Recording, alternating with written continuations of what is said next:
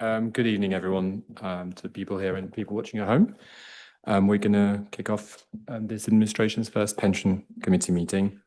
A warm welcome to all of you in this heat wave. My name's Councillor Florian Schwab-Verdier. I'm chair of the committee. I'd like to introduce my new members, Councillor Liam Downer-Sanderson, Councillor Florian Sharifi. We'll go around the table in a minute. Just before we begin, I have to make my flight attendant announcements. Please, can we ask officers when they first take the floor to introduce themselves so the people at home can follow, as well as the people online. Good evening to you. Just so you all know, this meeting is being live streamed on YouTube. We will, of course, by taking part, you're consenting to being recorded. And finally, if the fire alarm sounds, we will adjourn this meeting. Please leave via the staff exit, fire exit, which is behind me to my right. Officers will direct you to the assembly point in Riverside Gardens. Let's start item 1 with apologies for absence. I believe that we've got an absence received from Councillor Painter and Sam Gervais-Jones and Michael. I'm not sure Michael's here online yet. No. So we'll just take it for lateness at the moment. We'll see later. Members, I'll turn over to you in a minute with declarations of interest. Just a quick word to thank our predecessors, in particular, previous chair, Councillor Melton, for all their work, previous committee members. A warm welcome to all of you on this committee. We've had the chance to have a briefing amongst us to talk about what this committee is about and for, and I very much look forward to working with you on this in this year. So I now need to ask if there are any declarations of interest, obviously anything that you might think you have a stake in that conflicts with what we're talking about. Any declarations of interest, members? Very well, okay. We're looking at the minutes of the previous meeting. Now, I appreciate none of us were there, but Liam, I assume you haven't received any requests for corrections from anyone else? Great. So we need to approve the minutes of the previous meeting. Are the minutes approved? Yes. Very well, unanimously. We'll now go over to item 4, which is the first substantial item tonight. This is the Pensions Act 2026, investment focused, and an update from the London Civ. The presenters tonight are Sean Cogley, Andrew Myers, and Charlie Sheridan, representing the London Civ. I will let officers introduce the report and we'll then go to members' questions. Sean Cogley, Pension Fund Manager. Thank you, Chair, and welcome to our new committee members. This report sets out the key changes arising from the Pension Schemes Act, particularly strengthening requirements around pooling. And I'll now hand over to our colleagues from the London Civ to talk through practical implications and their presentation in more detail. Thank you, Sean, and thank you, Chair, and congratulations, members, on the committee. And Peter, good to see you again. We'll do a quick introduction, do a presentation for about 10-15 minutes.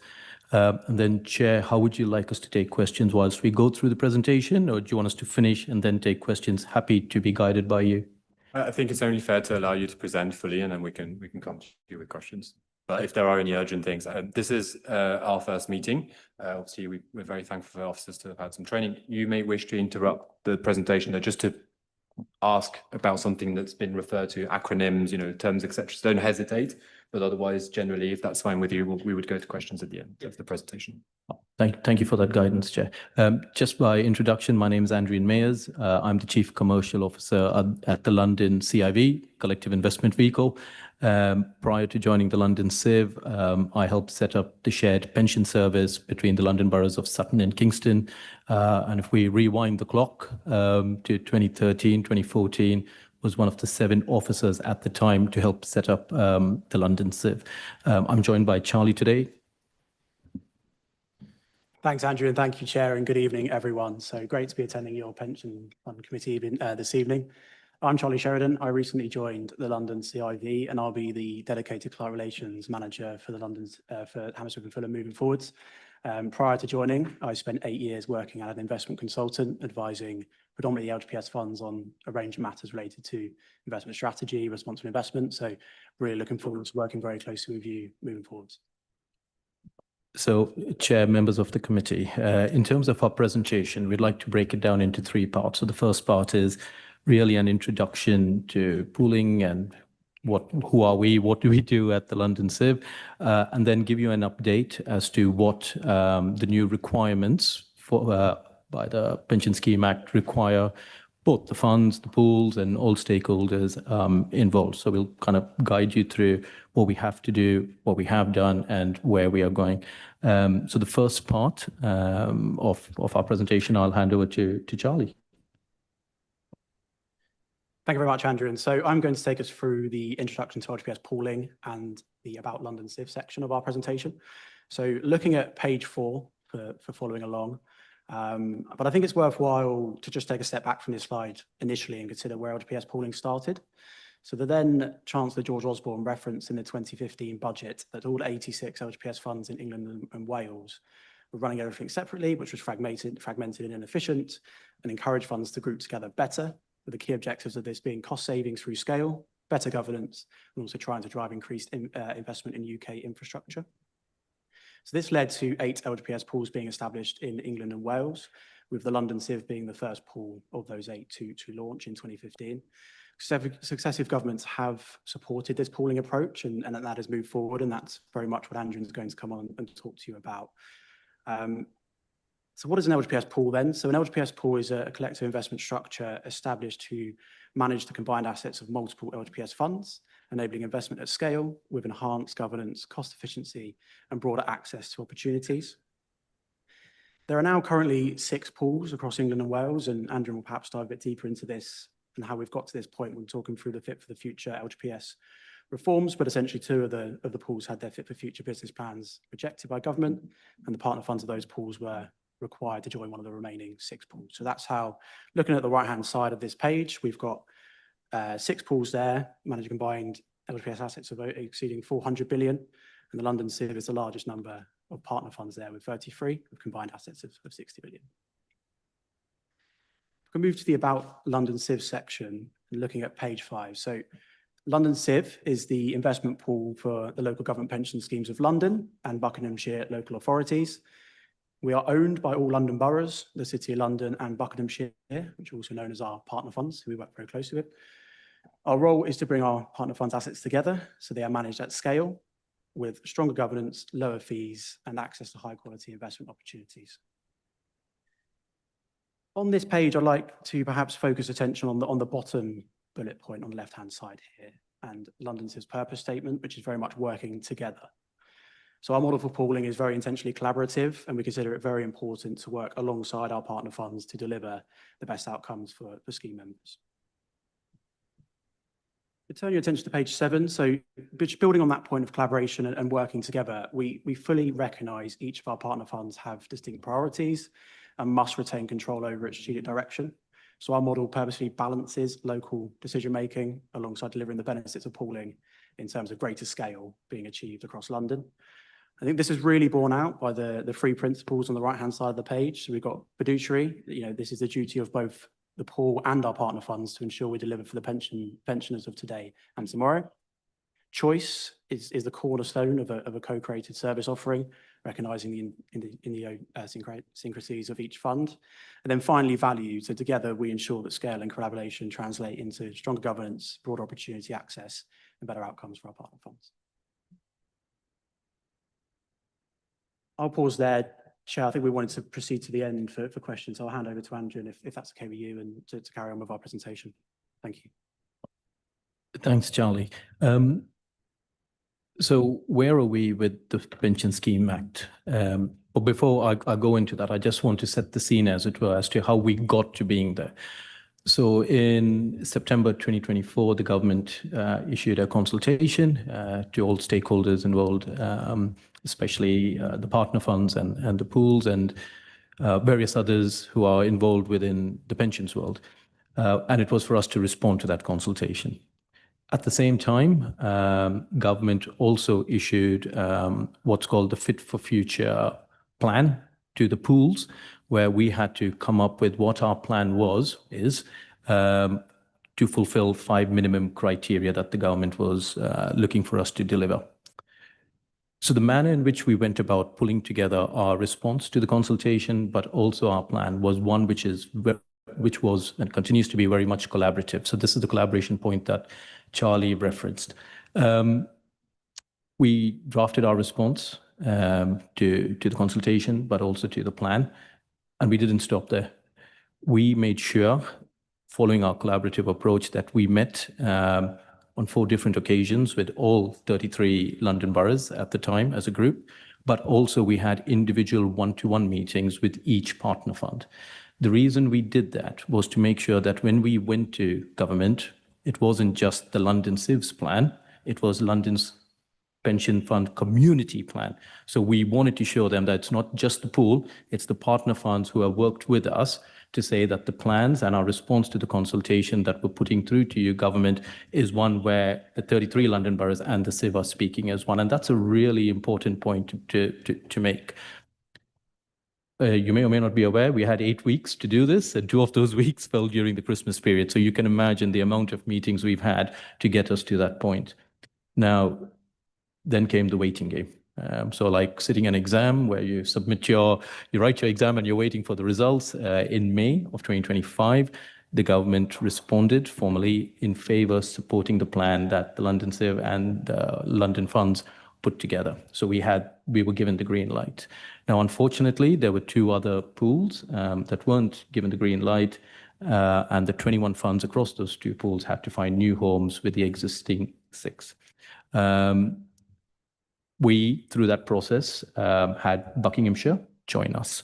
But in order for Bucks to join us, we needed all 33 partner funds to say yes. So if one of the partner funds said no, Bucks would not have been able to join us, and that's how the constitution is. So credit to the partner funds, because we had to work at some speed given the government's timelines. They all said yes, you all said yes, and as a result of that, Bucks is now part of us. Now, if I shift to what the plan actually is, so there were 5 minimum criteria that the government needed for us to fulfill.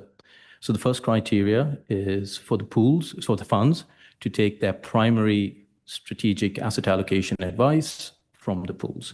Up to date, the funds would have normally taken it from your consultant. And I know later on in your agenda, you're covering that particular item in your pack.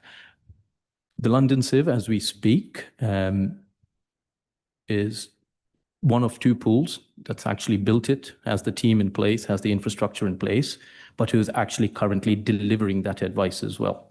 And we got a little bit fortunate because go back to January, February 2024. So this is almost a year before the requirements were being discussed. We could see government coming up with something like this, but we thought it wouldn't be for another 4 or 5 years. Government, for whatever reason, brought that timetable forward. So in a way, we had a little bit of foresight, but a little bit fortunate to go and structure and have that ready. So where we are right now is we have the team in place. We have a strategic partner in Mercer that provide us the system so we can do the modeling. And we have delivered that to 2 partner funds within London. So we kind of got box tick on that. The second and third areas is investment transition and investment implementation. So how do we go about in getting the funds that you have either onto the London Civ platform or under oversight? So the model we agreed with the partner funds was we'll do it under what's called an IMA, Investment Management Agreement. And if I just break that down into just plain English for a second. So what that means is where you already have assets invested with the Civ, we don't need to do anything. Where you don't, it goes under an IMA. But the way in which we do that is to effectively say, in your funds, so in your private markets, for example, where you already have that investment, we will oversee that. We're not asking the partner funds to go and sell and come into our funds. That's not the right thing to do. Instead, you continue holding those funds. We have oversight of it. And when they come to their natural end, then you top up with the Civ. And that seemed a very pragmatic approach to take. So no forced sales. We're not asking you to come straight in. We'll continue doing it. It's just that because of the requirements, we will have the oversight and we'll do the reporting as a result of that work. If we move on to the 4th pillar, which is to do with governance. So acknowledging that the London Civ is the most mature pool, and this is covered in the kind of roles and responsibilities part in the pack. The governance structure that we have in place was given the green light by government. And effectively what we have as an FCA regulated company is a board, which is made up of independent non-exec directors. But because we are owned by you, the partner funds, we have representation from the partner funds in the form of 2 shareholder neds.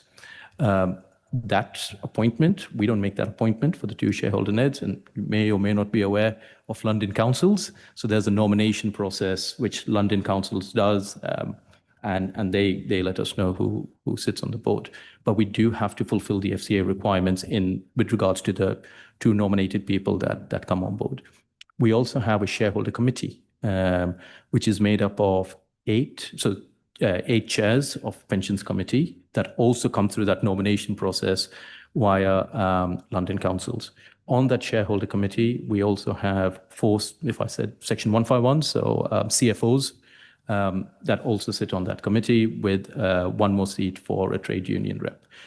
So what we have over there is a governance structure that fulfills the FCA requirements, but also ensures that the shareholder and the client voice is taken into account. Charlie mentioned we're 33, so it's not possible for a shareholder committee to have all 33, right? But what we do is twice a year. So we have an AGM once a year, and then we call it a general meeting 6 months. So all parties are involved in that. The final pillar that we needed to fulfill was to do with investing locally, so local investments and how we go about that. It's fair to say that's the one pillar that we're not there yet. I don't think any pool is there yet, and I don't think we can be there yet in terms of that direction of travel. So that was the kind of 5 pillars that we needed to fulfill in terms of what the government was asking for. The point to note over here is in coming up with that plan, it was collaborative. We worked with all the boroughs to do that. But also the plan is a stepped plan. We're not saying straight away, let's go and do this, right? So with your private markets, for example, we're not saying, so let's take our time, make sure we got the right products and we've got the right value before we do that. So the plan very much is a stepped plan. If you also look at that in terms of how we've resourced ourselves at the London Civ. So unlike most of the other pools, we did not go and ask the partner funds for money. What we said was, as these IMAs get signed and the revenues are coming in, we will then go out and recruit staff. So we didn't go and recruit one big bang at the start. That's not our approach. But in saying that, we are probably one of the most efficient pools in terms of headcount to what we're looking to do. So if there's 2 points I would like for members of the committee to take away is, one is on collaboration. This is a plan that came together with the 33 partner funds and the London Civ working together. Number 2, the plan in itself is a stepped approach. It's not a bang day one, let's go. And I think that's important in terms of being a long-term investor and where we are going.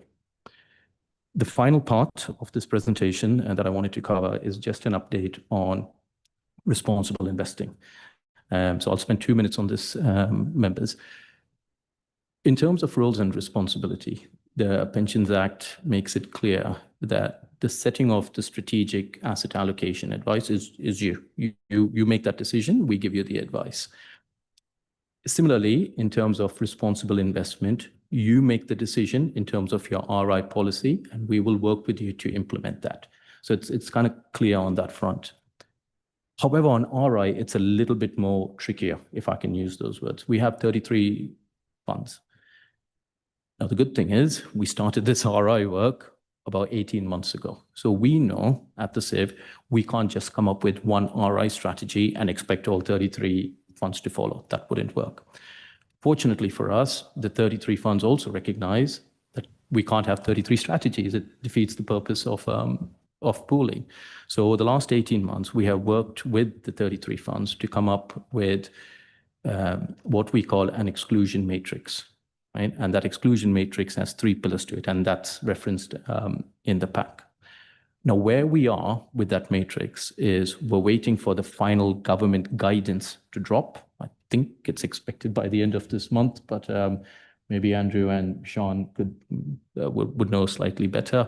We're expected for it to drop at the end of this month. We're taking some advice with regards to the matrix that the funds and the pool have come up with to see, yes, do we have the green light to go and implement it? So working together with the funds, we've come up with a matrix, an exclusion matrix. Where we are right now is taking that advice and waiting for the government guidance to drop to see, right, can we now go and implement it? Chair, members, those are the kind of 3 areas we wanted to cover. We'll stop there and take some questions. Thank you.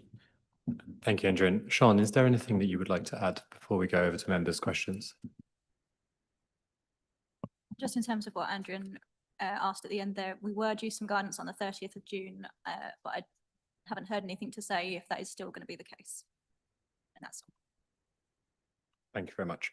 So members, in terms of your input into this, we're going to be asked to note the report, note the contents of the report, and consider some next steps. But at this point, if there are any points of clarifications you would like to raise, have you heard something that you didn't know what it meant or you'd like to hear more about?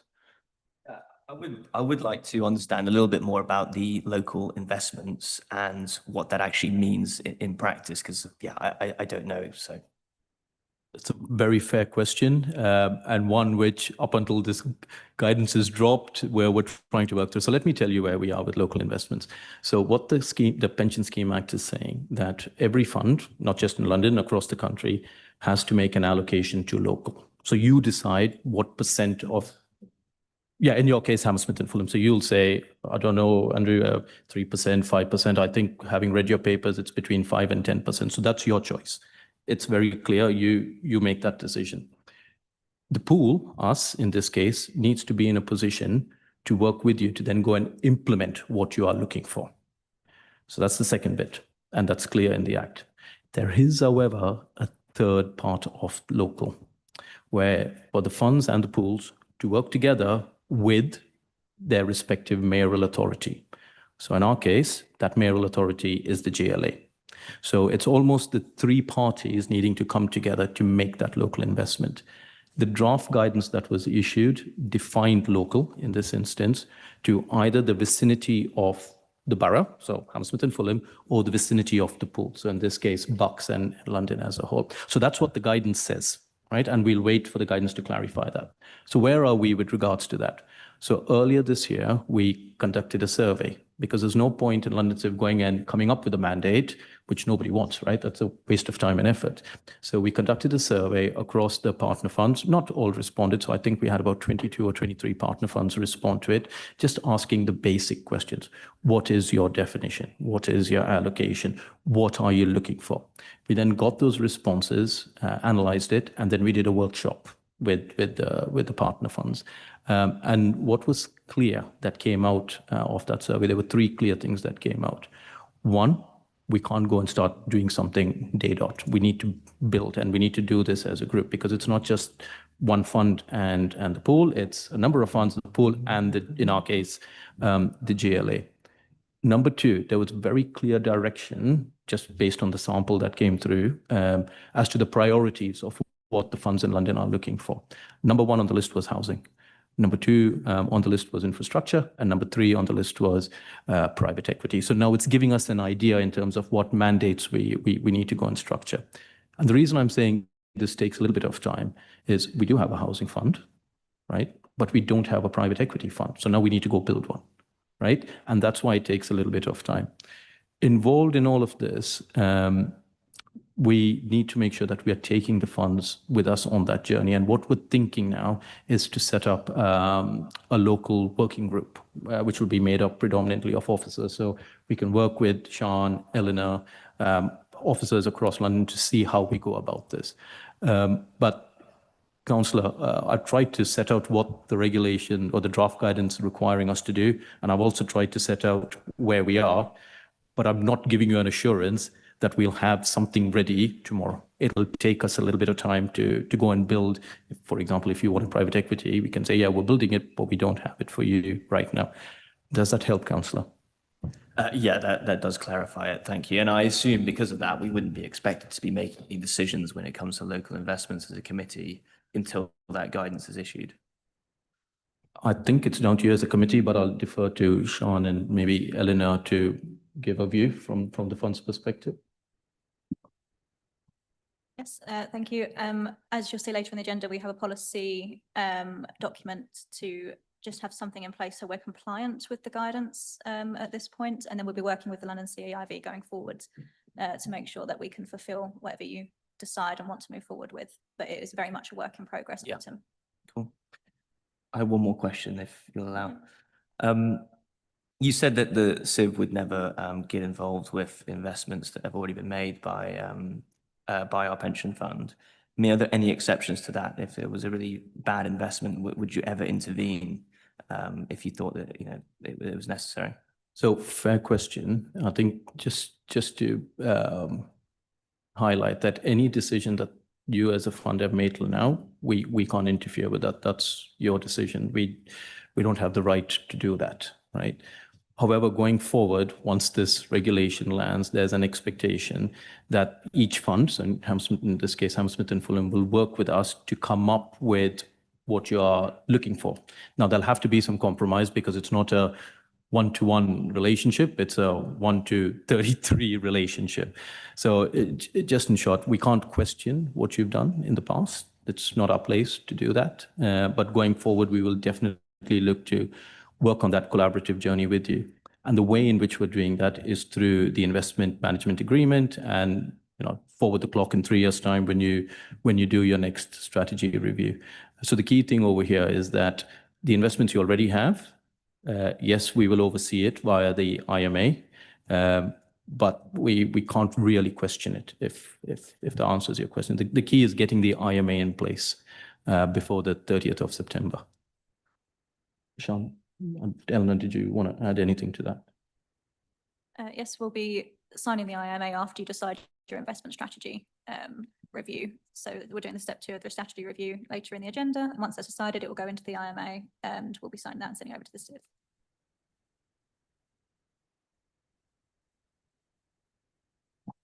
Thanks. I'm Councillor Florence Sharifi. That was a really helpful update. Perhaps more of a comment and a request. So I think it's really interesting work and clearly a lot of thinking has gone into it. It's also quite complicated, very, very complicated. So translating what it means for our residents, I think is really important. At least to me, it feels like in the last couple of years, there's been a lot more chat about pensions and using pension funds in better ways in this country. So it's sort of good to hear about those 3 priorities across transport, infrastructure and private equity. So it'd be, yeah, I guess my request is being very clear on what this means for our local residents and why sort of increased investment by doing this work that you've been doing is good for local residents across 3 very important areas. Thank you. Go ahead. Happy to note the comments. Thank you, Councillor. I think you make a very good point. There's a little bit of a job on us to do this in terms of vulgarizing what this means. Our duty is often to translate to our local residents very complicated concepts or processes, making a representation for an application for planning or, signing up for council service. There's definitely a job for us.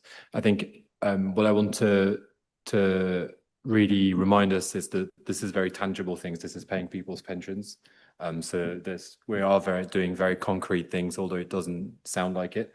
And there's no stigma or any problem with asking for, simpler language or just how does that relate to what we're actually doing in the core of our mission.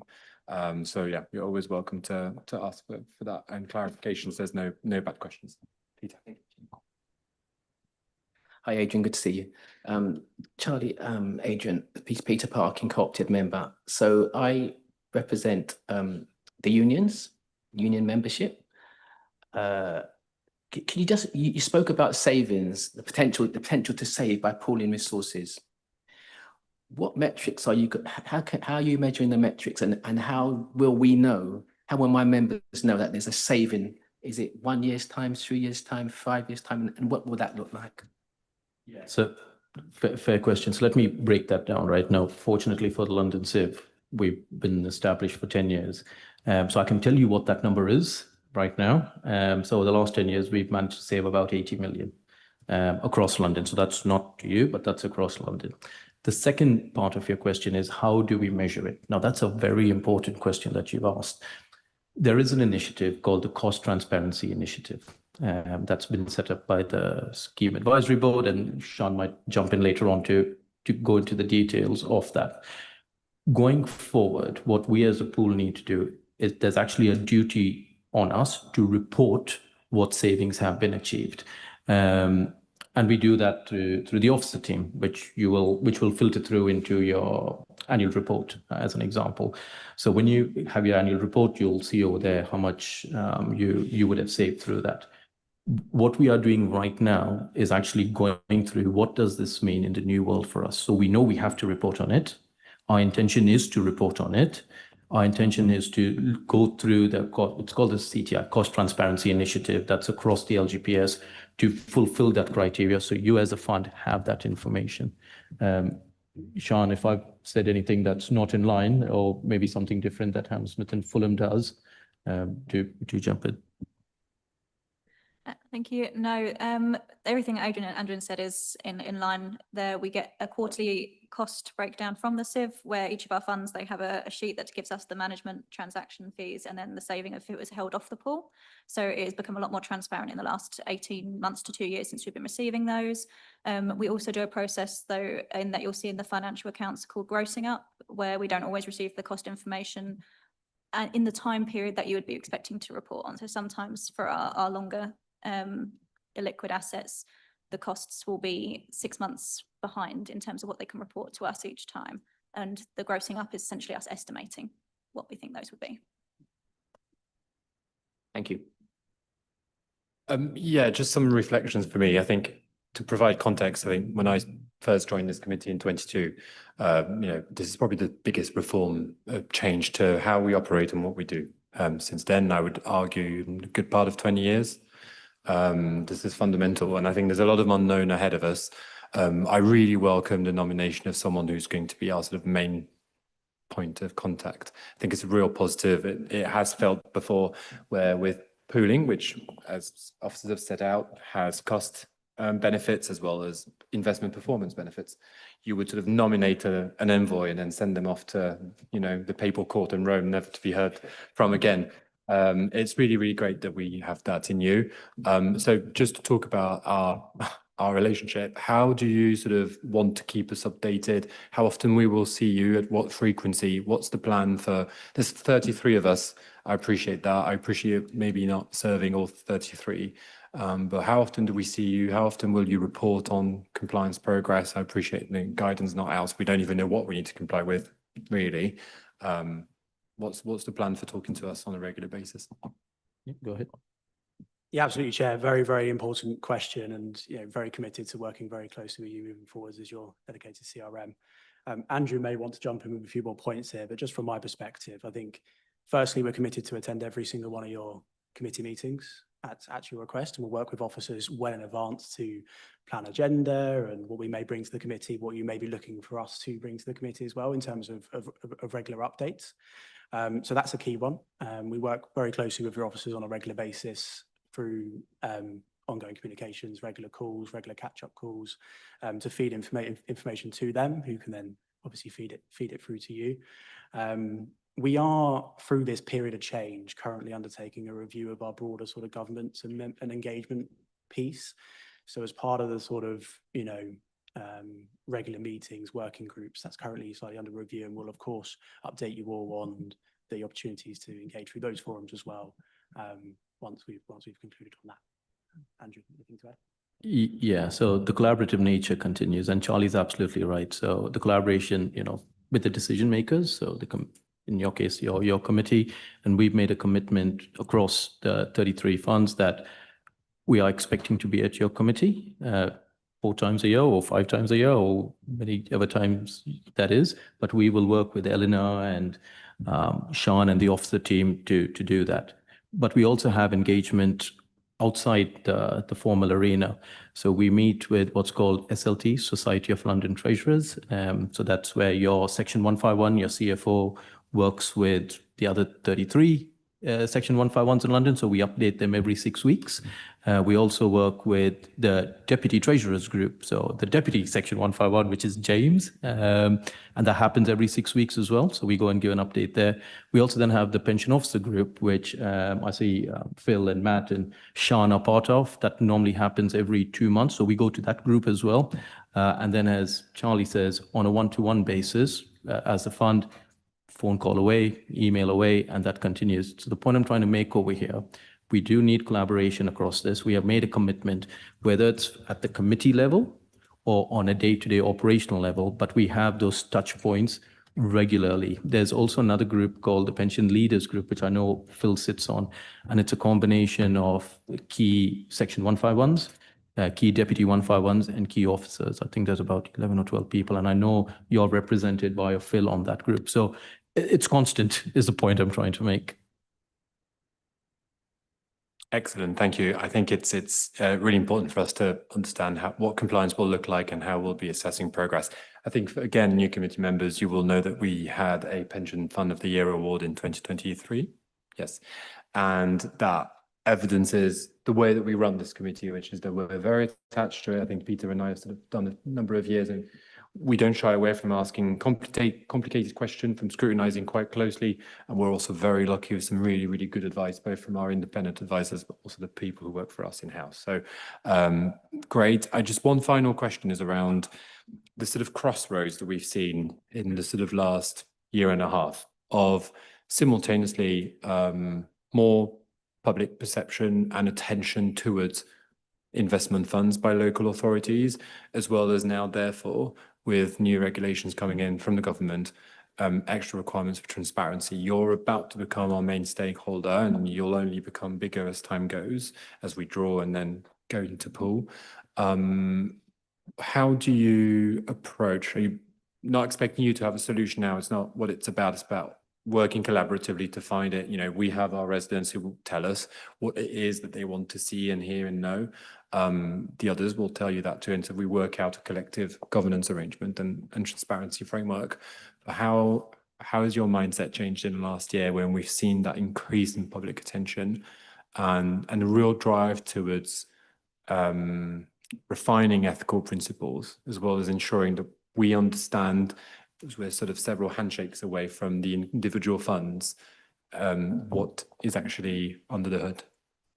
Yeah, so 3 points to make over there, Councillor.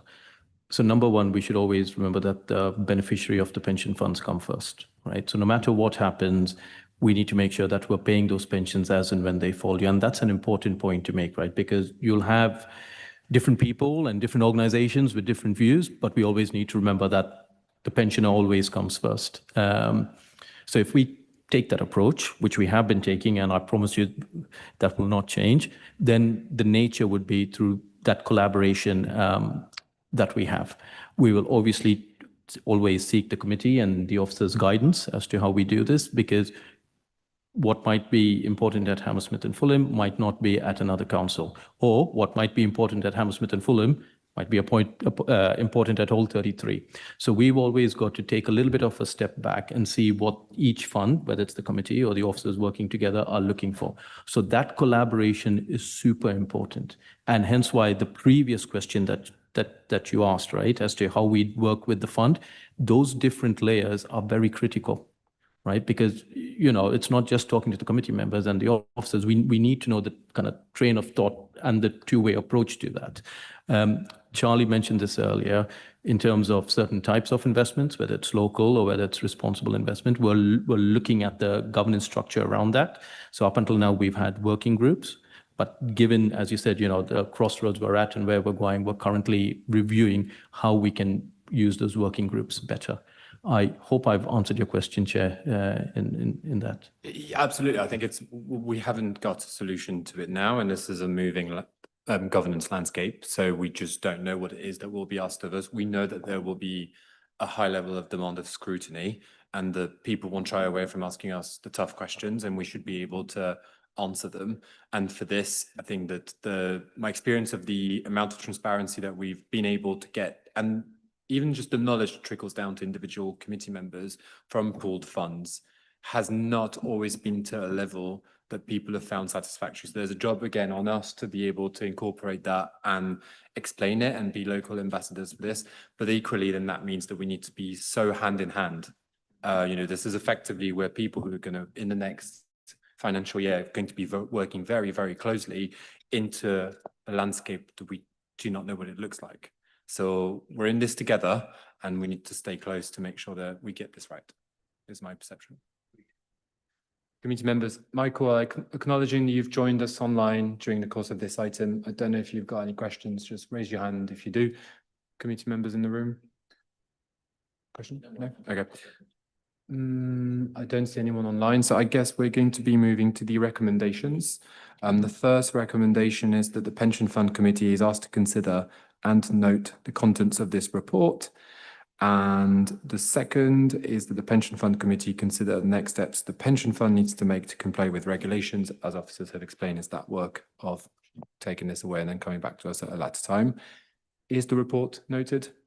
Yes. Very well. Thank you very much. Thank you for this. We'll move on to item 5.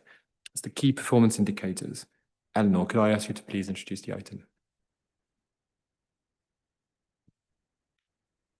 Thank you, Chair. Good evening. Eleanor Dennis, Head of Pensions. So this paper sets out the key performance indicators for the period January to March 26, Q4, which saw LPP having the lowest number of cases processed in the year, all of which were above the 95% target achieved across all case types. So key activity areas were retirements, which saw a slight dip in Q4 to 97.4%.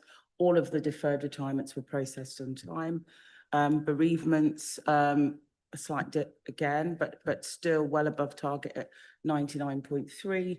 There does continue to be a number of issues regarding the quality of the processing from the bereavement team, and we've given feedback, so my team has spent time with them, and we're encouraging that collaboration process to continue.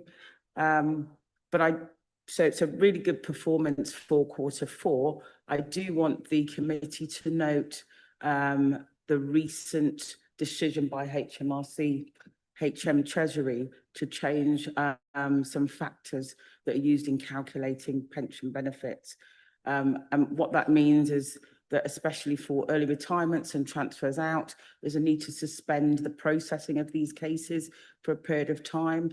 And so therefore we're likely to see performance dip for Q1 and Q2 in these case types until that information in terms of those factors is incorporated into the software to allow the cases to be processed accurately. LPPA have put information out to employers and also on their website and fund calculators. But that is and we've also managed members' expectations in terms of those looking to the early retirement figures and retirement figures. But generally, I am expecting to see casework drop in terms of performance. I welcome any questions. Thank you, Eleanor. Maybe some context for our new committee members again. Michael and Peter, sorry, you already know this quite well. As part of this committee's job, we have to make sure that we make the right investments to be able to pay pensions, but we also have to administer the sort of day-to-day of what it is to be a pension fund and a provider of pensions. That's things like somewhere to have an email that you can send if you retire today, please pay me my pension that I'm entitled to. Back in 22, we changed providers for the whole technical system, etc. Upon changing, we found out that there were in fact a backlog of cases that we didn't know existed and the previous provider hadn't been great with. And so that new provider had to not just take a volume that we expected, but probably a 0.5 extra of casework that they had to work to tackle and resolve and everything. This was things like emails that had never been answered, people who wanted payments that had not received the payments. Eleanor's job in taking, holding the provider to account, I think was exemplary in the 3 years that I was pleased to serve on this committee. She effectively she and her team sort of held them to account to a point that the performance indicators, which are all the sort of bars that you can see in the reports, came to a level that, were above the service level agreement that we had with the provider. It took a long time. And I know it took a lot of work from you and your team that you weren't supposed to do, but you were doing it. And I know the unions as well. I know, Peter, you were, great help. And, I think we all contributed very hard. So to give context to this, what you're seeing today isn't just great business as usual. This is 4 years coming that people, when they need a service from the pension provider, get it on time as, they would expect it, as they pay for, as we pay for, as we contract for. It's always a fine tension, and things like what Eleanor said regarding HMT, changing a rule means, you'll get people recalculated, and next performance levels, we'll see what they are. But it's a very sort of, we have brought this pension provider here several times to this committee, and if you wish to in future, you can ask me to say to them to get their act together, which it seems they have now, but it's more or less, but it's definitely been a big piece of work from all of us, where we've acted on the advice of our officers as a team to apply pressure where we needed to. We've sent letters, we've summoned them, we've grilled them. So it's not a sort of, all is well and thank you noted. It's recognizing all the hard work that's gone into that. And so with that, going to your questions. Chair, thank you. Eleanor, I'd just like to echo what the chair said. Over the last 4 years, you and the team and this committee has fought hard for the members to get payments out in a timely manner.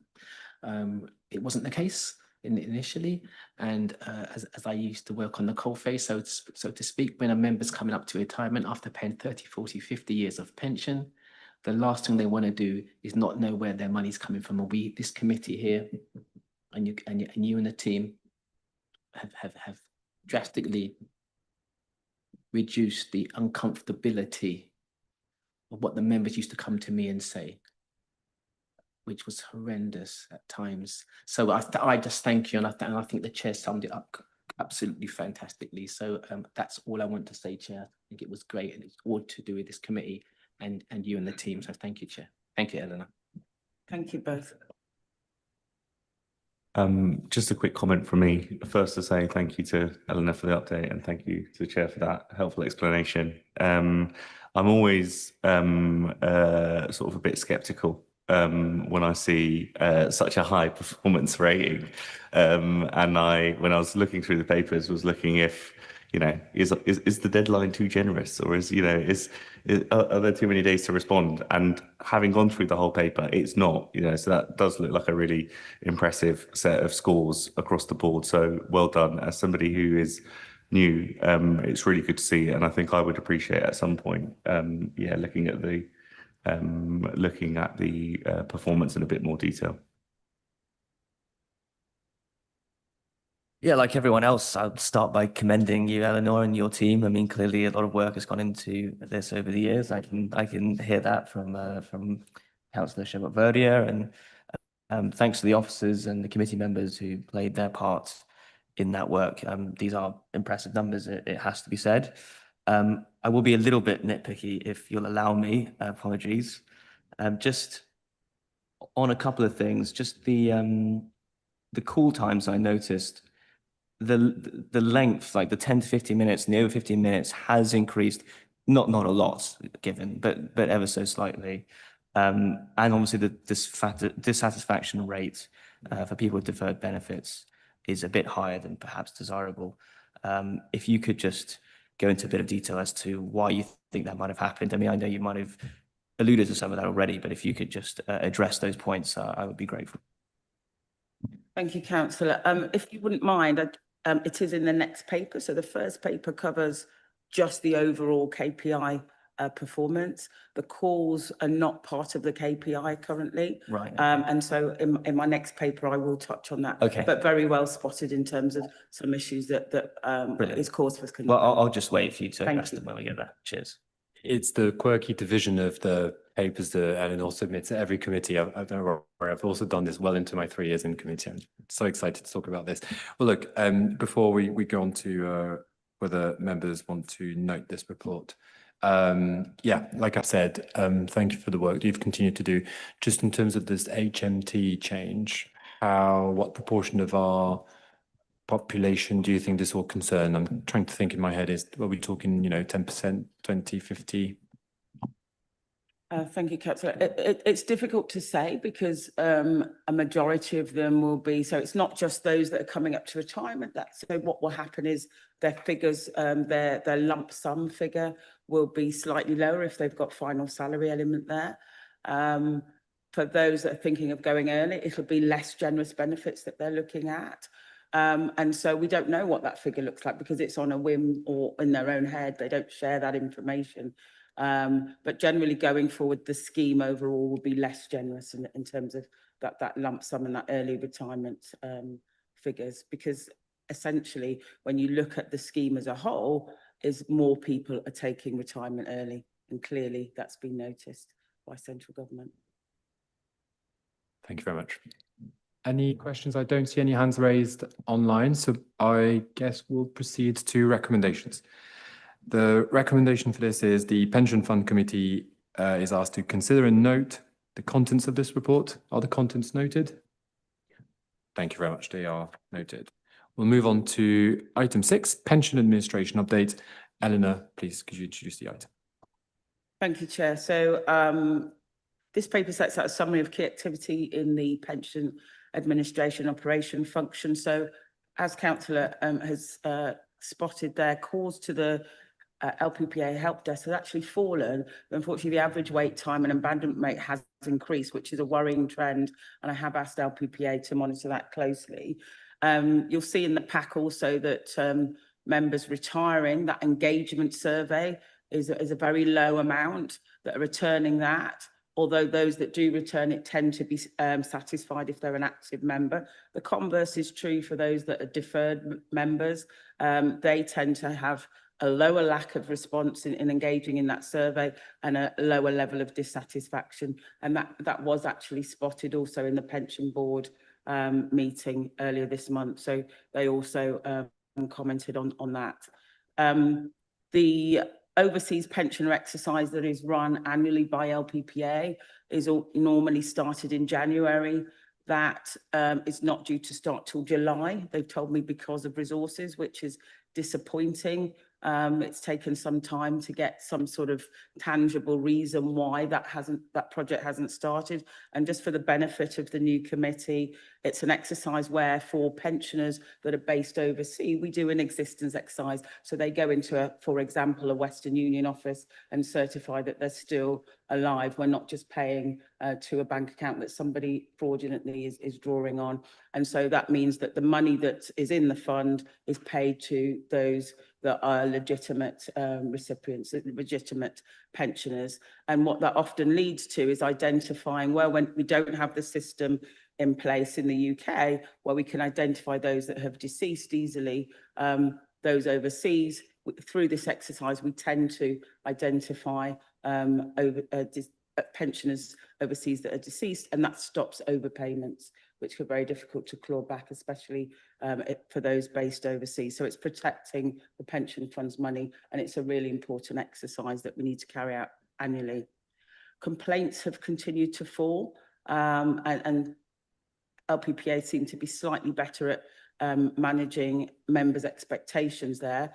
I will caveat that with, in terms of the pension ombudsman, that we don't get many complaints from. They've seen a 58% increase over the last 2 years. So there is a tendency for members to complain more. We're not seeing it in this fund just yet, but just to be wary of that. And there is a new statutory right to complain to the data controller about how that data is used. So we need to be mindful of the impact of that legislation. Aside from the overall performance there, there is still some work to do in terms of the pensions bill and updating our governance in terms of policies, one of which is the conflict of interest policy that we'll touch on later in the meeting. But it's a very busy time on the team, both for LPPA, the pooling and ourselves, in-house team. In addition, I do wish to ask the committee to agree some legacy data maintenance costs. So in 2022, we so it's payroll data and HR data that is held for any of our members pre-2015.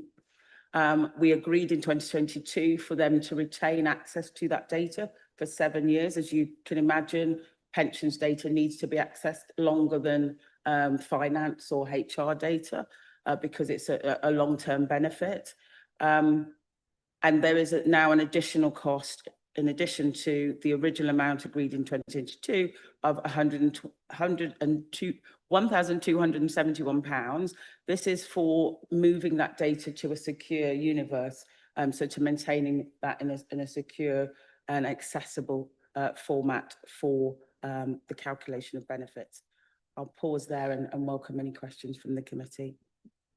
Thank you, Eleanor. Again, to provide some context, I think that in how we've looked at the performance of the pensions provider, I think there are some areas that we've historically focused on.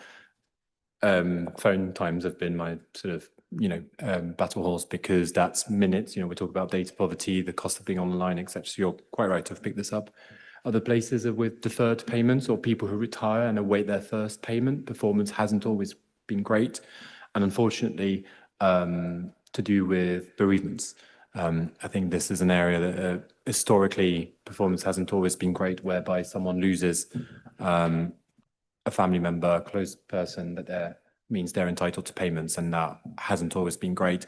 My observation would be that I think when we moved to this provider, they sort of probably took on a bit more than they could chew. I think they onboarded quite a few clients alongside us, and I don't think they were resourced for it properly. I think they have now put in resources. We've also seen a sort of fall in staff turnover there, I think, over the years, whereas that's internal to them, but there was a problem and it seems that they've solved it. So these are the areas that we've historically focused on.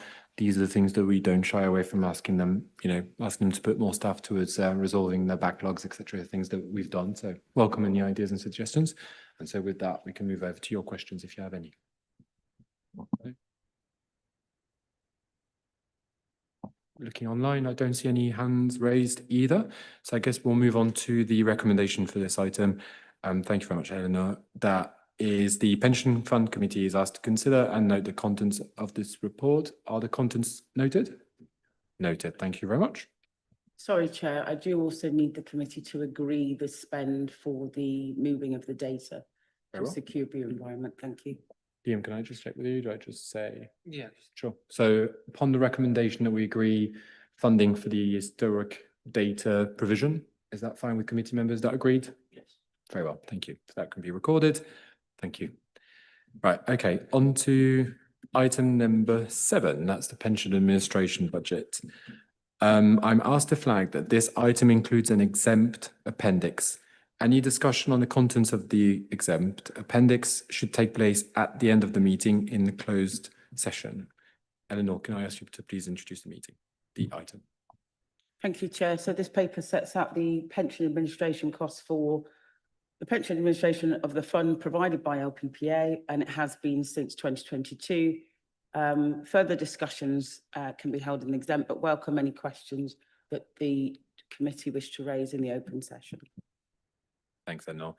Very quickly on that one, the complexity of reporting in the investment world has dramatically increased in the last few years, where government kind of has nosedived, and frankly, the last two, to say that we need to be more transparent and we need to provide things such as, assessment of carbon emissions or transparency on funds, etc. So I know that this budget doesn't really suggest an increase in costs, but nonetheless, the cost of reporting can sometimes look big. I would say not all of this is just pension fund managers that we pay very good wages. Very often that's to do with having to implement very complex reporting around how and what we invest in. Is that correct, Eleanor? Chair, if you wouldn't mind if I just clarify, this is with regard to the pension administration costs, so purely for the services that LPPA provide. You're absolutely right in terms of the breadth of costs in managing a pension fund. And I think that's part of the government's initiative in terms of why pooling is introduced, because a bulk of those costs are spent on the investment side. You can't have 86 local authorities spending millions of pounds on separate pension investment managers and investment consultants. Rather controversial to say in front of some of them, but that is the reality. But this is purely regard to cost to LPPA for processing pensions on our behalf.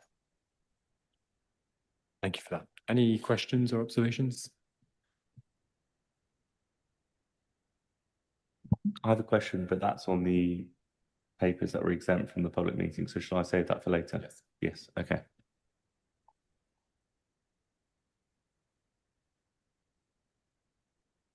Well, I don't see any hands raised. So how do we navigate coming back to this item later? Great. Okay, then we'll come back to this item. Okay, so we will then move on to item number 8, which is the conflict of interest policy. Again, I'm asked to flag that this item includes an exempt appendix. So same rule. If there are any questions about this, please keep them for the end of the meeting. Eleanor, could I ask you to introduce the item, please? Thank you, Chair. So this paper highlights the most recent draft of the conflict of interest policy that is now mandatory for all LGPS funds, having previously not been in place for this fund. I've worked on the framework received from a consultant and then scoped that out, working with officers and our stakeholders in putting this in place as part of one of the requirements of the Fit for the Future initiatives by the government as part of the pensions bill. So this will make us more compliant to that well ahead of time. There is some further information or further clarification in terms of content due in terms of the guidance, but I do understand that actually it's not going to be heavily specific. And as pension board, they are happy that we're having this approach of being well prepared in advance of time in order to be compliant by all of the different areas, which does touch on governance quite broadly. Welcome any questions. Thank you, Eleanor. I concur on the importance of being prepared well ahead of time. Members, any questions or on the, yeah, equally, Peter, Michael online? And the exempt section. Very well. So what we'll do is also we'll return to item number 8. Okay, well, I will take this committee to item number 9. Before that, can I ask if anyone requires a comfort break? No? We okay to proceed? Right, I'll come back to this later. Item 9, draft pension fund statement of accounts 2025-2026. Sean, please could I ask you to introduce the item? Thank you, Chair. Draft pension fund statement of accounts for the financial year ended 31st of March 2026 provides the Pension Fund Committee with the opportunity to review the fund's financial statements and consider any comments or observations prior to the external audit completion and approval. The external audit of the fund has now begun and is due to have completion reports due to Audit Committee in October of this year. We'll now welcome any questions about this report. Thank you very much. This is a lengthy and complex process. This is the sort of the holy text of this committee. There's absolutely everything in there. And it's something that I know has been commended in the past. I think we regularly are sort of one of the very few committees to submit those accounts when they need to be submitted and make them transparent. I think we've been praised for the quality of those too, not just once. Any questions from the people online, from committee members in the room? So that doesn't have an exempt appendix. No, it's not. Okay. Members? Peter Frank? Yeah. Sean, hiya. Just a quick pension fund net assets increased by 49 million. Is that in line with what expectations were, or is that something unusual? Is that a surplus of some? Can you just talk me through that, please? Yeah, so that's the investment performance of how well our assets have performed in the year and the surplus that have been made by those investments to change the value overall. It's broadly in line with expectations. Obviously, there's been quite a few market fluctuations this year to consider, which I think we can cover a bit more broadly in parts of the market updates that come in the performance pack, but it's not unusual. It has increased, it's doing well. It's there'll be more on the performance when the annual report comes in September as well, if you'd like any more aspects of it broken down, perhaps, but it's within expectations. Thank you. Thank you, Sean. I just wanted to check whether Matt wants to say anything online, Matt Dawson. But otherwise, if I don't see any hands raised, I guess my main takeaway from this is it's, oh, Matt, anything to add? I'd echo that this is an extra governance step that the committee gets to see. Draft accounts ahead of publication is down to Sian and her amazing work that she does, and that this does come back in another incarnation. I'm sorry, I'm conscious I'm talking to members that haven't met me. Matt Dawson, Strategic Investment Manager. So my role covers the Tri-Borough, so yourselves, RBKC and WCC. So this will come back again as a full annual report with a chairman's statement, with all of Eleanor's admin bits, and then at that point it comes as a comprehensive document. But this is just an added governance tick that an audit external audit, that is, love the fact that the committee have had a glance at it before they sign the accounts off. So that was all. Thank you very much, Matt. I guess my observation regarding this item is it's a little bit like flying on an airplane through a storm. You are just sat there, not really realizing all the technology and everything that is, the airplane that involves, as well as not really understanding that you're flying through an absolute storm that, is a dangerous landscape to navigate. This is how I approach what we're seeing here. That is a pension fund that is reporting growth. But even if it was just reporting stability in an absolute nightmare of a world in this financial year, with a very extremely volatile international situation where it's not just the finance markets that have been turbulent, it's actions by states and other actors that have, thrown a big spanner in the works. This is the result of years and years of people making decisions, but also advice on those decisions. It's coming out of a fund when we were advised to, which subsequently collapsed. It's making those balanced and diversified decisions and investments that mean that we're on a solid foundation today. We're probably not going to give it the time that it would deserve, but I want to pay tribute to the officers and really say that this is very underrated what we're doing. It's a luxury that many don't have, and we're very, very lucky. And we should be very, very thankful to all the people who've put in the work to lead this committee, to see this report today, and just have to, be happy with it. A great luxury and a great pleasure, certainly for me. So with many, many thanks. If there are any questions or observations? No? Okay, then we'll move on to the recommendation for item 9. The recommendation is as follows: that the Pension Fund Committee approve the 2025-26 draft statement of accounts and delegate the approval of the final version to the Director of Treasury and Pensions in consultation with the chair. That's myself. I obviously propose to circulate it when it's ready for comments. Is that agreed? Agreed. Fantastic, that's agreed. Thank you very much. Item 10. Investment strategy review, step 2, strategic asset allocation. Sean, we go back to you, please. Thank you, Chair. This report presents the step 2 review of the fund's investment strategy, focusing on strategic asset allocation, funding position, cash flow, and future investment options. I'll now hand over to our advisors at ISIO to take you through the detailed findings and proposed considerations. Thank you. Good evening, everyone. So Andrew Singh from ISIO Investment Advisory. So our report starts on page 93 of the pack, and I'm very conscious it's a very detailed and long report. So Johnny, who's online today and works with me, we're going to present the key bits of the report spend 10, 15 minutes doing that, and we'll try and keep it as brief as possible. Plenty of time to ask questions at the end. A bit of background before we start. So Shan mentioned it's step 2. So if we think back to step 1, at the last committee meeting, we discussed the key themes of the strategy review. So a bit of an overview of what the world looks like, the position of the pension fund, and kind of framing the direction of step 2. Step 2, as you can see from the length of the report, is the detailed analysis.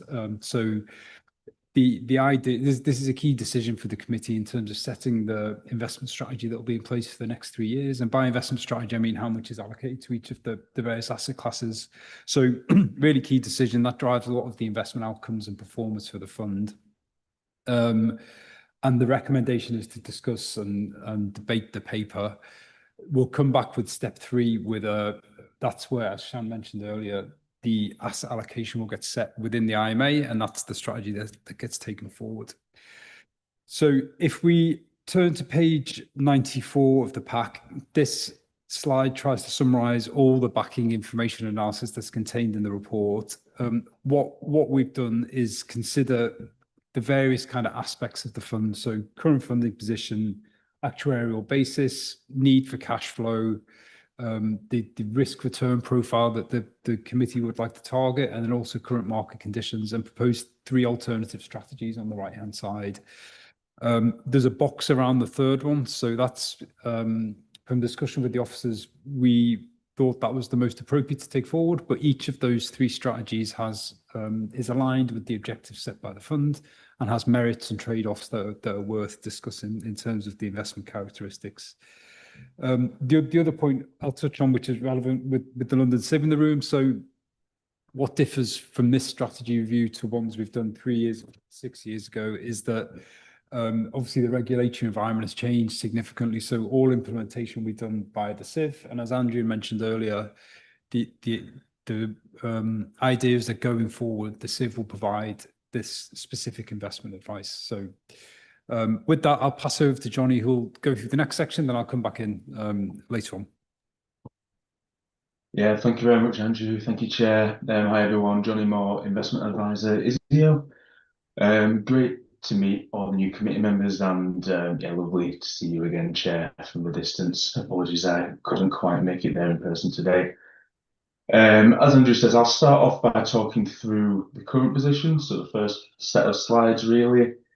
This section is largely an extension of what I presented at the March committee meeting, so you might recognise some of the info from the minutes if you've had a chance to read through there, but I'll maybe just start on page 97 if you have a pack in front of you. So this page focuses on the funding level as largely set out by the actuary. So at high level, funding level is essentially the value of the assets divided by the estimated value of the liabilities at a set period in time, based on the actuary's underlying assumptions and the fund's membership profile at that time. Looking at the chart at the top left, the last valuation date at March 22, from then to the latest valuation date at March 25, there's been an increase in funding level from 105% to 113%, and with a strong surplus of 161 million. That improvement has been driven by 2 parts, really. So one, the assets have increased in value over this period owing to positive performance from the investment portfolio, plus employer contributions as well. And the liabilities have fallen back slightly as a result of the impact on market movements on the estimated value here. The table at the bottom left helps explain that liability movement to some extent. So the actuary tweaked the discount rate or the methodology used to estimate the liabilities to allow for some extra prudence to protect the funding position against potential future volatility, further risk, that type of thing. If they hadn't done this, the funding level would have been estimated to have been a bit higher at around 120%. So that shows how well funded over this period. I'll try and keep this brief, I should say, but a key figure I'd take from this table is that primary contribution rate at the bottom. Essentially, that's the amount to be received in contributions from the fund's employers each year, usually primarily to help meet pension payments and ultimately reduce deficit over time. Given the fund is in a positive surplus, it has been agreed to reduce this down, and I'll touch back on this point later. So if we just move to the next page, please, page 98. On this page, we try to summarize the current asset allocation in your investment portfolio. I feel, without going into detail on every single asset class and fund there, I feel like the pie chart is a useful visual here. So essentially, that large chunk of green to the right is your allocation to equities. That's your key driver of growth. There's a large proportion of your portfolio invested here, and the fund is currently about 6.5% overweight that strategic target, given how markets have moved recently. The remainder of the portfolio, so the kind of left of that donut stroke pie chart, that's split across fixed income, property, infrastructure, renewable infrastructure, and across a number of sub-asset classes and managers as well. This obviously looks quite busy. It's ultimately evidencing, we feel, the level of diversification you're achieving within the investment portfolio. I'll probably use the word diversification a lot today, but that is your key source of risk reduction, and that's something that you have been looking to build up over the last 3 or 4 review cycles. So we probably wouldn't recommend that you dim this down too much. I'll touch on some of the key metrics there in the table, but again, I'll try and keep this quick. So the average expected return is sitting at 8.3% per annum based on our central assumptions. That's a good margin above the discount rate and above that required return set by the actuary. VAR, about halfway down, that's a measure of risk typically used in the industry. I'll cover that on the next page. Probably more important, inflation protection is, as we've set out here, is the proportion of investments that is in your portfolio that you would expect to have some form of linkage with inflation. The fund's pensioner payments are linked to inflation and largely uncapped. So increasing this the greater proportion of your investment portfolio invested in these types of funds, the greater you are able to alleviate that inflation risk emanating from your liabilities. Illiquidity, about 22% of your portfolio is invested in illiquid assets. So that's investments you can't exit quickly or easily. A typical rule of thumb that we'd follow is to try to limit portfolio illiquidity to around 1/3 of the portfolio. So primarily to allow some flexibility, not leave you struggling for cash if necessary at short notice, for example, if there's a market downturn. So where you currently are sitting at 22%, there's a bit of leeway there. And then the final point, 61% of your portfolio as at 31st of December is invested in funds either directly with the London Safe Pool or passively invested and broadly deemed pool. I won't touch too much on pool lending. We've got Andrea and Charlie in the room. On to the next page on risk analysis. I said I'd touch on VAR. So value at risk, or VAR, is a metric widely used in the industry to try to measure risk or attribute risk within an investment portfolio. We've used the 95% 3-year VAR here. So essentially, how much surplus could the fund lose in the 1 in 20 worst case scenario, but relative to the projected best estimate position in 3 years' time? So at the next triennial valuation, for example. That total figure here is coming out at just under 500 million. So in the chart, what we're trying to do is attribute exactly where you are taking risk with your portfolio. The spread that you can see there, I would say that's pretty typical of the LGPS and your peers in that the largest bars there, or the key sources of risk, are equity and inflation risk. So yeah, that's those two large bars there. So you yourselves as Hammersmith Fulham Pension Fund and the wider LGPS as well tend to have a large allocation to equities. So that large equity bar is expected. And then as I touched on before, your liabilities are inflation linked. So that risk feeds through. Equity and other investment risk can be considered rewarded risk. So yes, you are taking on risk, but you would expect to be compensated for this risk in the long term with positive performance. Whereas the inflation sensitivity,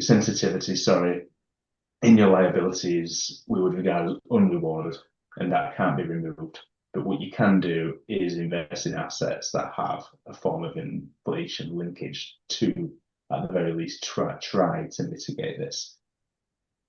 Very quickly, where you do differ from some of your LGPS peers is that you have built out a really strong diversified portfolio over the last 3 or 4 review cycles. So by investing in lots of different asset classes and sub-asset classes, you would expect these different funds, in theory, should move differently in reaction to different market events, so ultimately uncorrelated. And the impact of this allocation is this diversification benefit, which I'll keep touching on, and that's the key mitigation against risk in your portfolio right now. That's that green downward arrow bar in the chart there. Jumping to page 100, please. So based on your current investment portfolio and liability profile, we've projected your funding level for 10 years and at different confidence levels as well, based on the outcome of all the simulations there. So this is based on a lot of asset class and market assumptions. So in practice, it's unlikely to be directly in line with any of these bars, but it's at the very least a useful snapshot in time and good to get an understanding of potential future positioning. So that median purple line, if you can see there, that's our central best estimate. It has an upward trajectory, essentially meaning we do expect your assets to grow faster than your liabilities over this period. The two extreme lines there, so at the top and the bottom, and that's the 95% best case and 95% worst case scenarios. Thinking logistically, the width of the gap between these two bars is ultimately a representation of the funding volatility or funding risk that could be in play over the next 10 or so years. A key target for this pension fund, but other pension funds as well, is ultimately to deliver funding improvement, but with minimal volatility. So what that translates to here is narrowing these extreme lines as far as possible. I think, as I said before, the fund has already built up a strong, efficient portfolio. So we feel like some of your peers will have a much wider gap here. But Andrew will touch on this later, but we think there are some subtle ways of shortening or narrowing this gap as part of the alternatives recommended. And the last point here as well, there's some black arrows which we've put in that are quite small at the 3-year point. That's the difference between our median best estimate and the 5% worst case scenario at the 3-year point. So if you can remember from that last slide, that's essentially an illustration of what that 500 million value at risk figure represents. The next 2 slides, I'll touch on cash flow. So working with the officers and the actuary as well, we understand there's expected to be a net cash flow deficit of around 16 million over the next year. So that's the fund's pension payment obligations offset by your employer contributions. It's normal to be in a cash flow deficit, so not a concern. To date and historically, this has been met primarily using regular income from the investment portfolio. So essentially those funds that have the capabilities to distribute regular income or distributions. But if that isn't sufficient, if necessary, it's also met. It has been met in the past by disinvesting from some of the more liquid funds in the portfolio or using cash that's sat in the bank account as well. I mentioned at the start there'd been an agreed reduction in employer contributions, so we would expect this shortfall is going to widen a bit over time going forward over the next 2 years. There'll also be a natural increase in pension payments as the scheme matures, as membership changes as well. So the way we view that is that there's an increased responsibility on your investment portfolio to meet these cash flow requirements, and that is something we have viewed as a key factor in this review. So on to the next page. Here we've looked at the income you are currently receiving from the investment portfolio. We focus primarily here on the more liquid investments that you have. So within your liquid funds, you would still expect to receive a decent amount from your infrastructure allocations, your renewables portfolios, that type of thing. But there's a lot of uncertainty around both the amounts and timings as these portfolios are built up over time. So for the purpose of this analysis, we therefore just focus on the liquid portfolio here, given where there is actually a bit more certainty. In this table on the right, we've tried to set out, based on that snapshot in time, where income is coming from, what levels this is looking like. The only caveat here is that the fund has recently disinvested from the top fund here, the LSIV Morgan Stanley fund. So discounting that, we would expect total distributions each year to be around 19 million. So a bit above the current shortfall, but as I say, we would expect that to widen. A relatively quick fix, we have identified 2 funds in the Legal and General Passive Equity Fund and the Oak Hill Advisors Credit Fund where you're not currently receiving income. In short, we do think there's consideration to write into these managers to ultimately ask them to switch on income and dividend distributions. Based on current figures, we think this would generate a bit over 11 million per annum. But we'll touch on cash flow a bit more as part of the alternative portfolios too. Over the next couple of slides, I'll cover these quickly and pass you back to Andrew. But what we've added here is some thoughts on your portfolio as it currently sits over the next couple of slides. But I think for the interests of time, I'll just skip straight through to page 14 or page 106 of the pack. Sorry, my laptop is going extremely slow. There we go. So on this page, these are essentially the key themes that we focused on as part of our review, and that follows the discussion at the last committee meeting as well. At the high level, the fund's already in a strong position, so we don't think radical changes are necessarily needed. I'll jump through each of these bullets quickly, but overall risk versus return, the fund's in a strong surplus, so there is an argument to take the opportunity to reduce risk down. As part of alternatives, we have seen a few opportunities to do this while strengthening the return profile to different degrees, so ultimately increasing portfolio efficiency. Cash flow requirements, I've just touched on this. As I say, there's a method to increase income pretty quickly here by switching income on, but we've also considered how this could be possible by changes to the asset allocation as well. Diversifying growth drivers. So equities have been your key source of growth. Historically and strategically, the fund has a lower allocation to equities than the wider LGPS. Currently, you are overweight, so a bit closer into line with peers. We've considered as part of our alternatives whether it's worth leaving the broad equity allocation as it is, as at 31st December, 31st of March, and essentially sitting at around that 46-45% mark, or alternatively reducing back into line with target and diversifying risk elsewhere through, for example, infrastructure opportunities, renewables, housing, that type of thing. The bottom line, inflation protection, I mentioned this plenty of times. Ultimately, to help manage inflation risk, we do think there is merit to increasing the level of inflation-linked assets in your portfolio. So you'll see that coming through as a key theme in your alternatives. ESG, the pension fund's always been one of the front runners from an ESG perspective, and ultimately one of the first movers.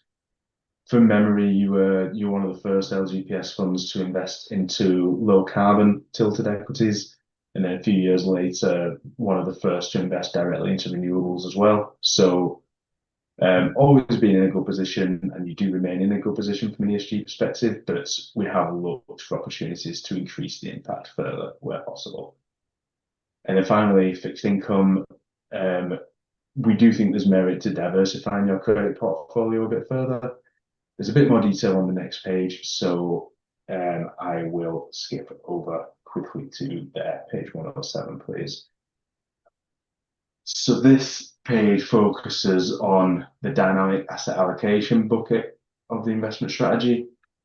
Historically, that has been made up of funds that can flex their approach to some extent to suit different market environments, but it has always had a bit more of a fixed income focus. So at the last review, there was a strong, so going back 3 years, apologies, there was a strong market opportunity to diversify away from the incumbent global bond strategy that was in place and essentially lock into the strong market spreads that were in place for the buy and maintain investment grade credit portfolio. So the agreement and where you sit currently was to move the strategic allocation to now consist of 15% to buy and maintain credit, which is essentially investing into publicly traded, relatively secure corporate bonds with the premise to hold them until maturity, and an additional 10% to the London Save Absolute Return Fund managed by Ruffer. So focusing initially on the buy and maintain credit mandate, currently market credit spreads are, we would say, extremely tight and sitting at the lower end 5th percentile relative to history. Credit spreads, there is ultimately the difference between the yield available on a relatively risk-free bond and yield available on an equivalent corporate bond. So the spread is the yield available as compensation for taking on that additional risk that you will get with the corporates. When the Hammersmith and Fulham pension fund moved into buy and maintain, spreads were particularly wide, so this was a strong opportunity. But as the markets moved, as corporate earnings have improved over time, and essentially with the UK government risk-free yield rising to some extent, credit spreads have now tightened materially. So what this means is that since investing, the pension fund has received a great return on your buy and maintain funds and strong income generation as well. But in the current environment, this represents asymmetric risk to an extent, in that there's a low probability that spreads tighten much further, while if they do widen again, you are going to lose quite a bit of return in the short term.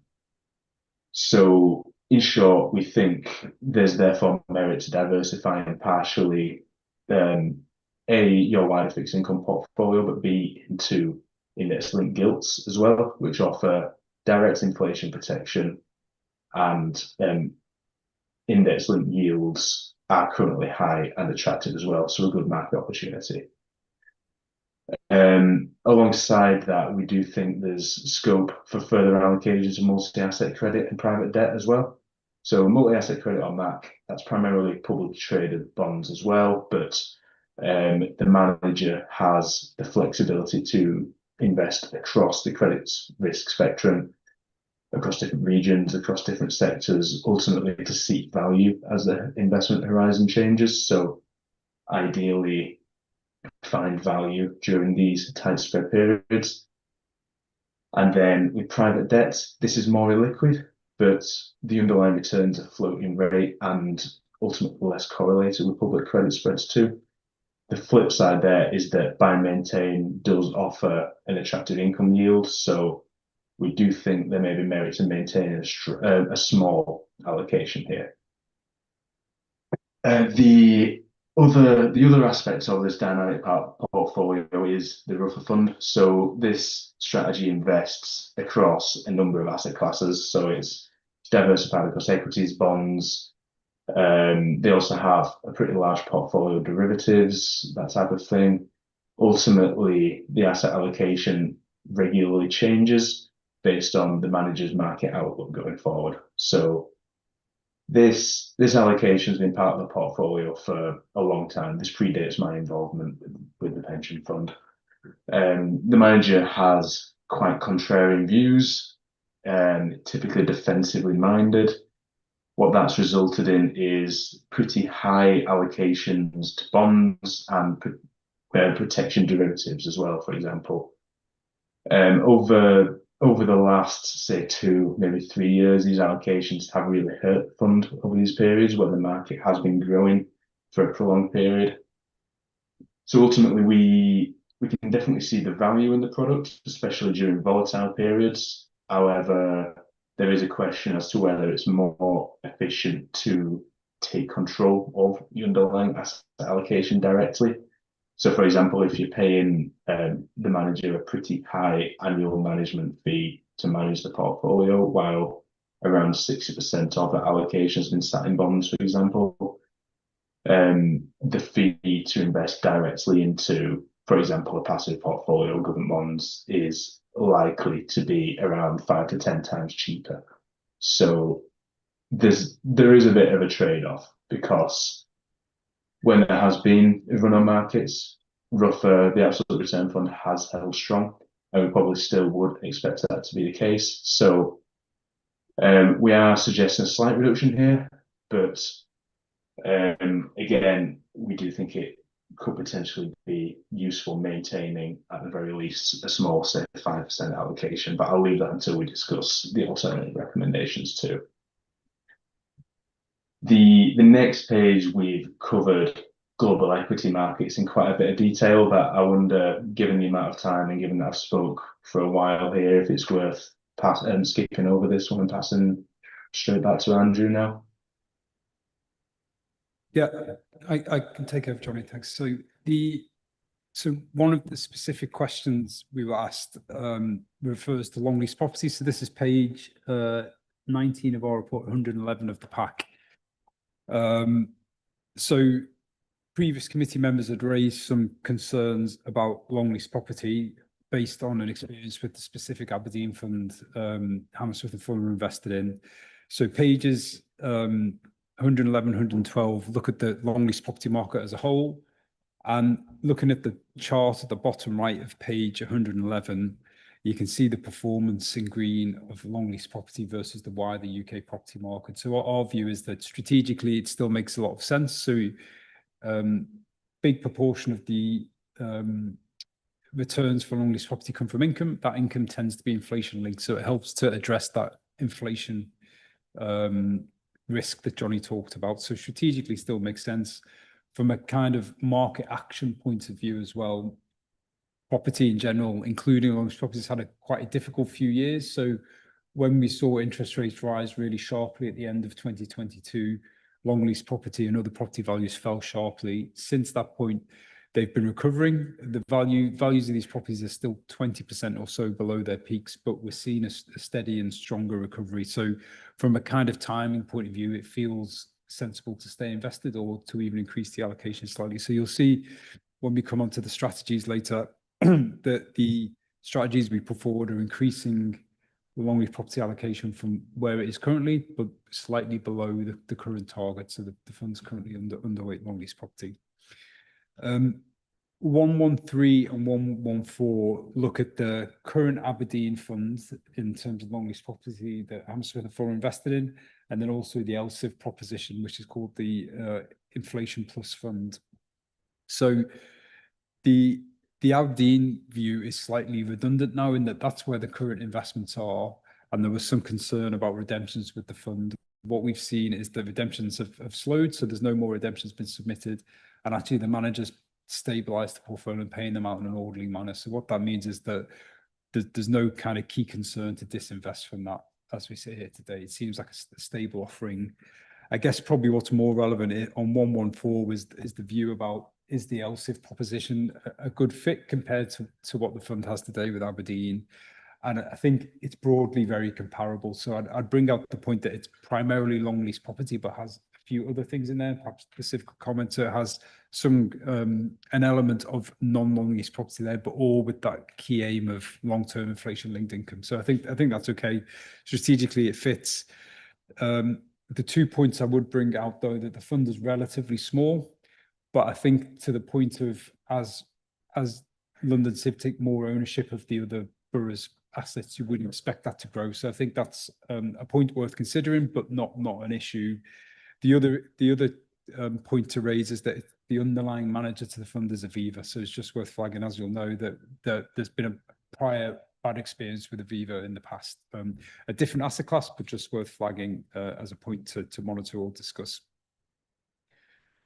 I'll skip forward. As I say, there's a lot of it back in information here. I might skip straight to the alternative portfolio. So that's page 121, page 29 of our report, or 121 of the pack.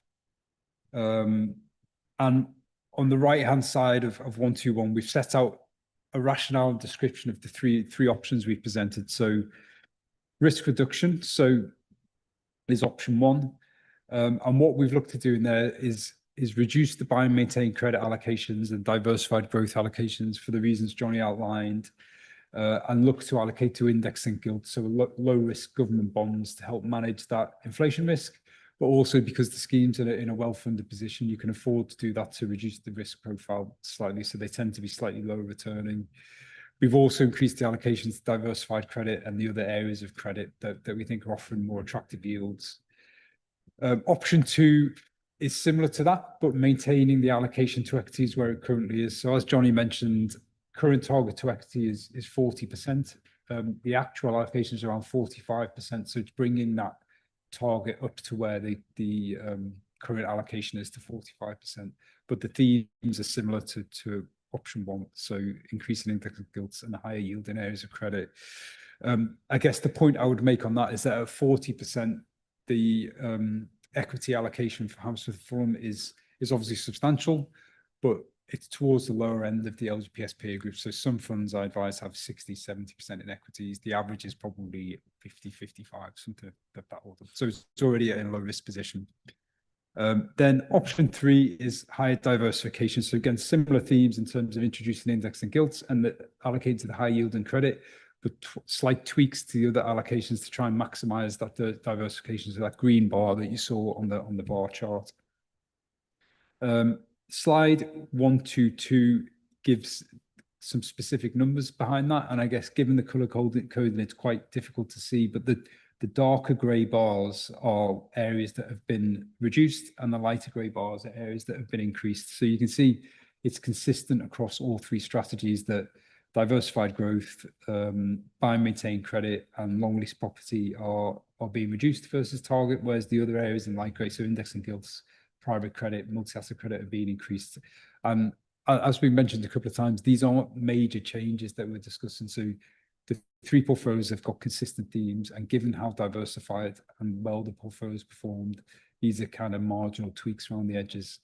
And if you look at page 123, this gives a variety of metrics of the current strategy versus those three alternatives. And you can see, given the changes aren't huge in terms of the asset allocation, what we're aiming for is specifically focusing on the top two rows. So expected return.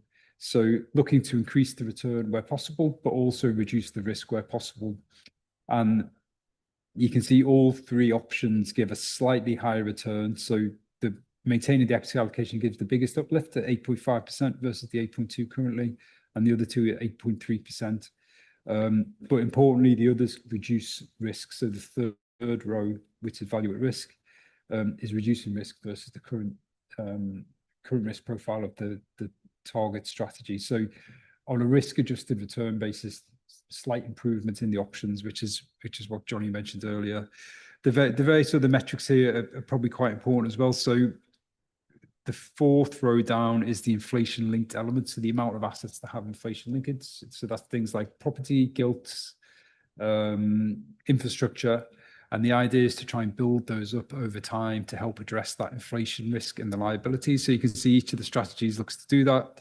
And then also making a bit more use of the illiquidity budget of the fund. So as Johnny mentioned, the rough rule of thumb is a third or so to maintain flexibility in assets, but you can still benefit from the return pickup you get from illiquid assets. And you can see option 3 goes to about that third limit, with the other two slightly under that, but all increase from where they are today. Final slide I'll touch on is 124. So yeah, 124. And again, a specific request as part of this report was to look at those alternatives we presented and the current strategy versus what a kind of higher risk strategy would look like. So we've included a bar there for 80% equities, 20% property. So that's a strategy that another LGPS fund follows. And what we've modeled here is the impact to funding level for various different forward-looking scenarios on the left-hand side. So equity market repricing, credit spreads move out, and then historical scenarios on the right-hand side. So you can see things like COVID and the oil crisis 1973. And I think that the key thing I take away from this is that because of the diversification in the strategy, it's much less affected by those market shocks that we're seeing more and more regularly than a kind of full equity strategy, which maybe is quite intuitive, but it's good to see that that's kind of how we're thinking about building strategies, a long-term robust strategy. And I'll pause there. I'm conscious we've been talking for quite a while, so happy to take any comments or questions. Well, thank you very much for a very comprehensive presentation. I know that for committee members, this is quite a lot to take in, with a lot of very difficult and complex concepts and a lot of information. So members, do you have any questions for clarifications? Anything that you'd like, officers? Well, I think my questions mostly relate to performance issues, but I wonder if that is best placed waiting till later on in the meeting when we actually talk more about the individual performances of various products. Is that fair? I mean, is that the right time to raise it? Okay. I mean, look, it's great that there's a significant surplus. So the fund is in a healthy place. There's no denying that. I do think the performance is a little bit weak given the exposure to equities. I mean, if you take sort of the 31st of March 2025 up to the 31st of March 2026, and you take the S&P 500, we're looking at sort of 15, 16% annualized. So it's hard to understand how, if our fund is exposed almost 50% to equities, how we are performing so poorly in comparison to those figures. I mean, either our equities are not performing well, or we've made some poor investments elsewhere. And as I said, I know that there is a bit more information about those investments later on, but if I could have a bit of insight into how that's happened, because, you know, if we had a lot of fixed income investments and we were hitting 5%, you know, that's understandable, and we've taken not much risk to achieve that. But if we are, yeah, as I said, exposed to equities up to 50% and only hitting 5% in a good year, I think it raises questions. Yeah.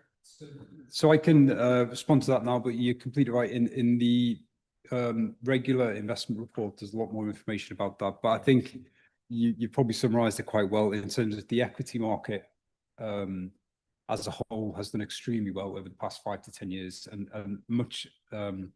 produced a return much higher than our modelling expectations. So we expect a return of 8 to 9% a year from equities.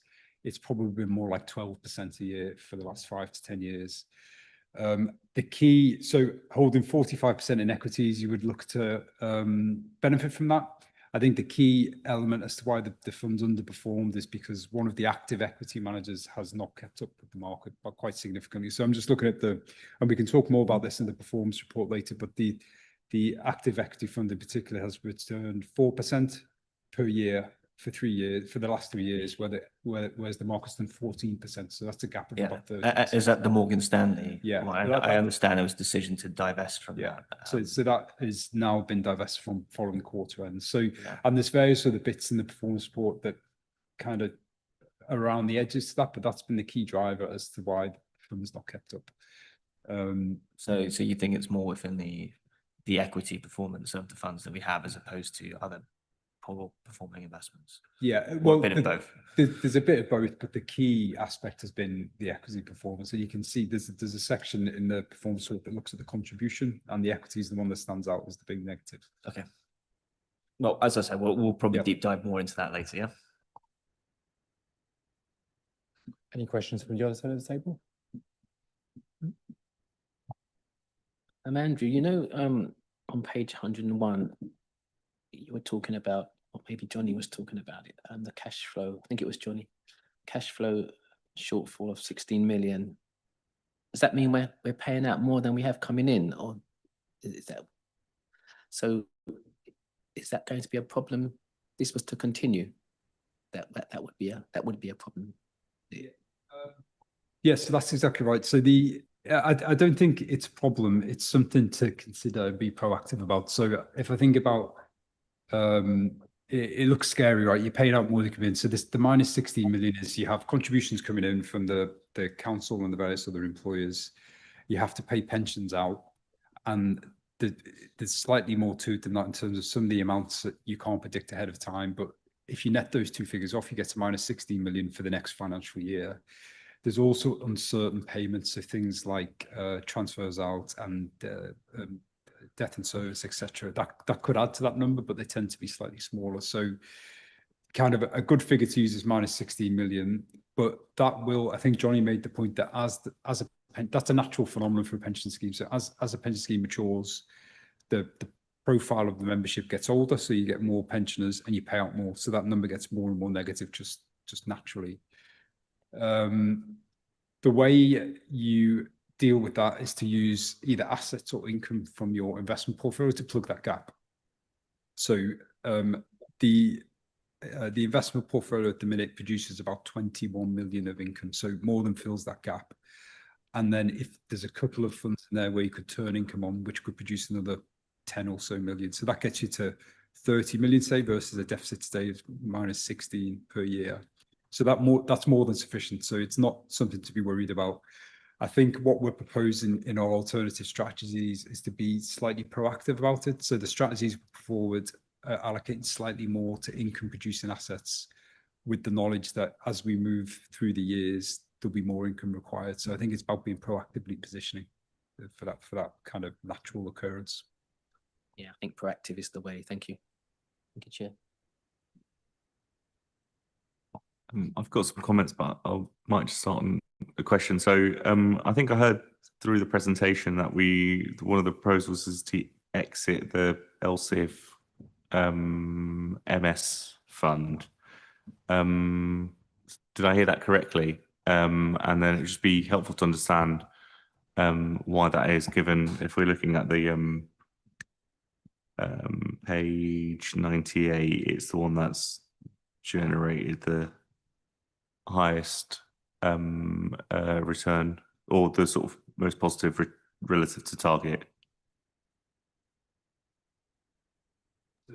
Thank you, Councillor. Apologies, that table on page 98 is the allocation versus the target allocation. So that 12.1% you're seeing is the current or 31st of December 2025 allocation of 12% versus the actual target allocation of 0. So there's it's not performance ultimately, that table. But with regards to your comment on the LCIV Morgan Stanley fund, there was an agreement taken to disinvest from that fund I think it was back in November, and the pension fund has now fully disinvested from that. The key reasons there were prolonged underperformance over quite a long period, both relative to the wider global equity market, but also relative to their quality style peers as well.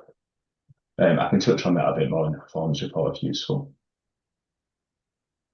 Understood. So that was my misunderstanding. So it's the allocation is 12% higher than the target rather than the return is 12%. Yeah. Okay. Understood. Thank you.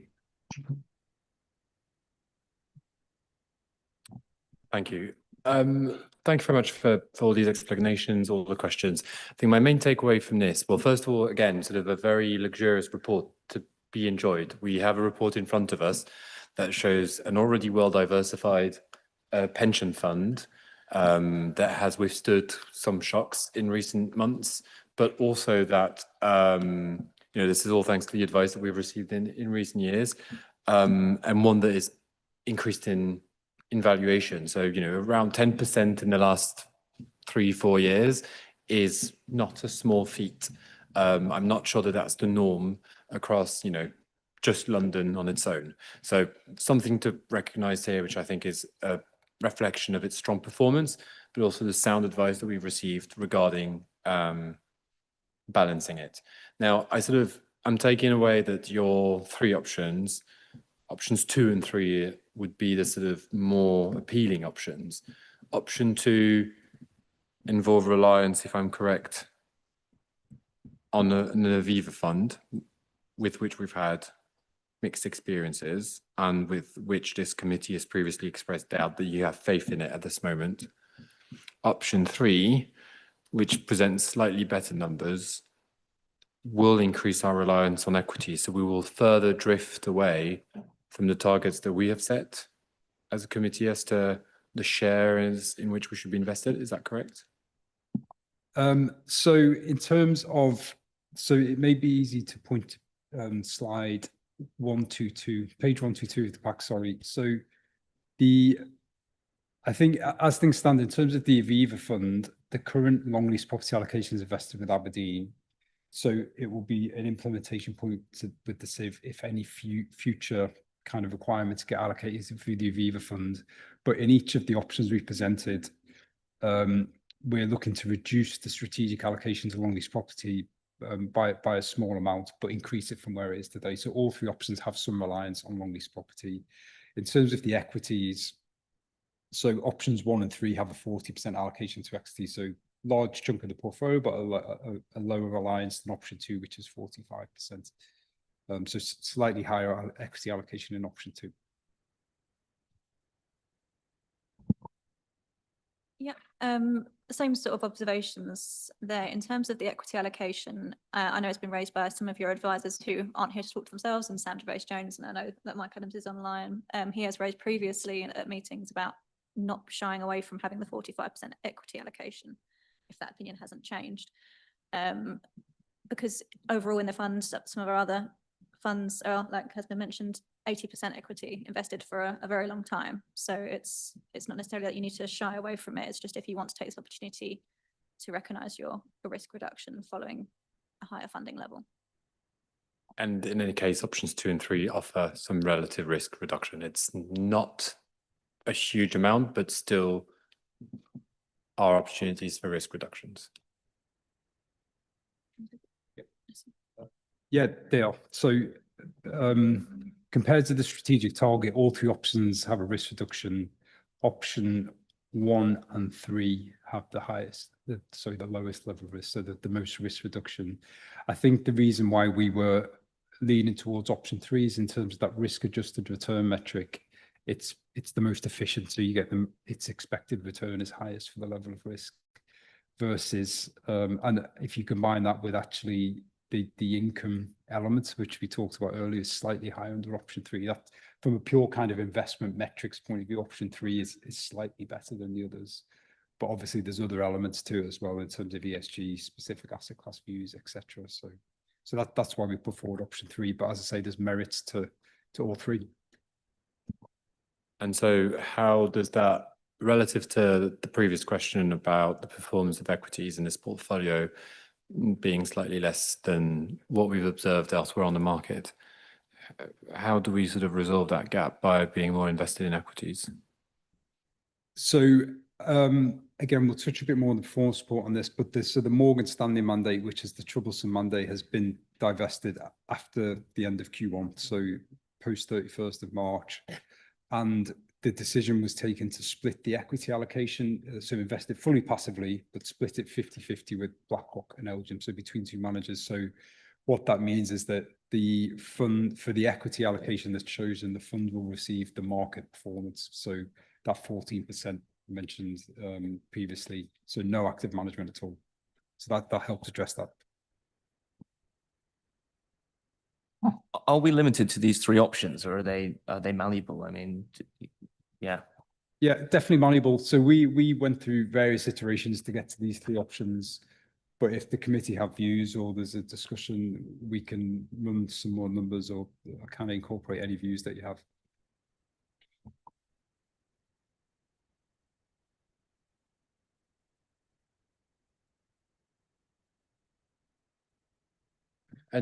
Michael, recognizing you're online, don't see any raised hands, but I just want in the meantime to check what is exactly the process for what you expect of us for this agenda item?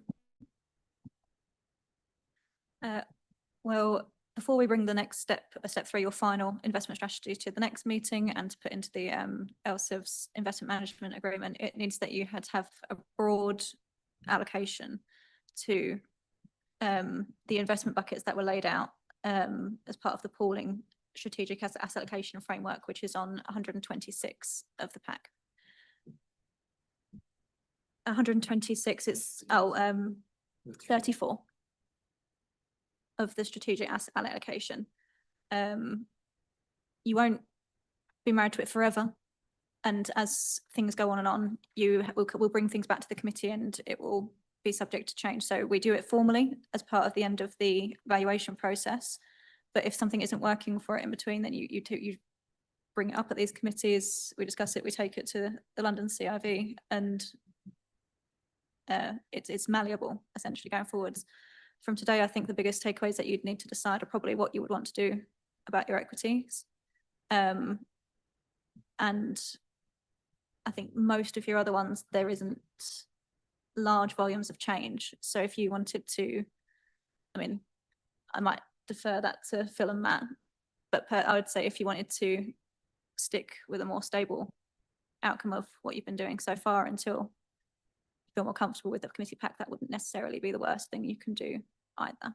But you have advisors here that you pay for, and I would also like to mention that you do have Sam Gervais-Jones, who's not with us today. So if you wanted to organise a separate call for his independent advice, we could take away and get one of those in the next couple of weeks before finalising your strategic allocation, asset allocation, perhaps.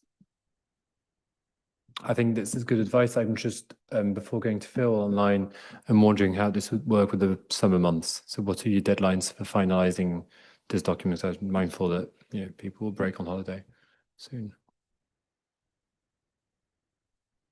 Well, formally, we're still waiting for that guidance from the central government, I'm afraid.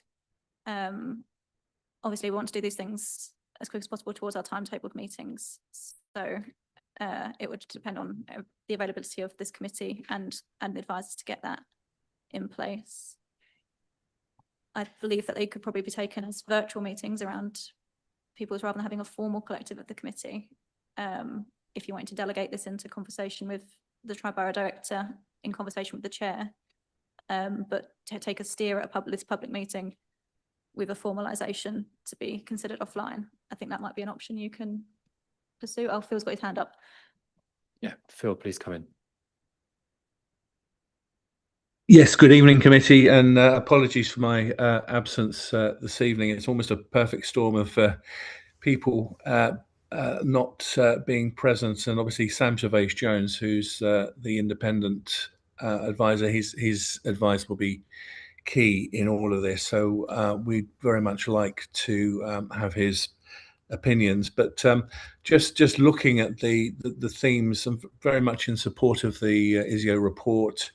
The key themes being the strong funding position, the fact that our biggest unrewarded risk is inflation, and that is something that we just need to pay a bit more attention to. The backdrop of tight credit spreads at the moment, where we have unrewarded risk for that credit, is a key factor.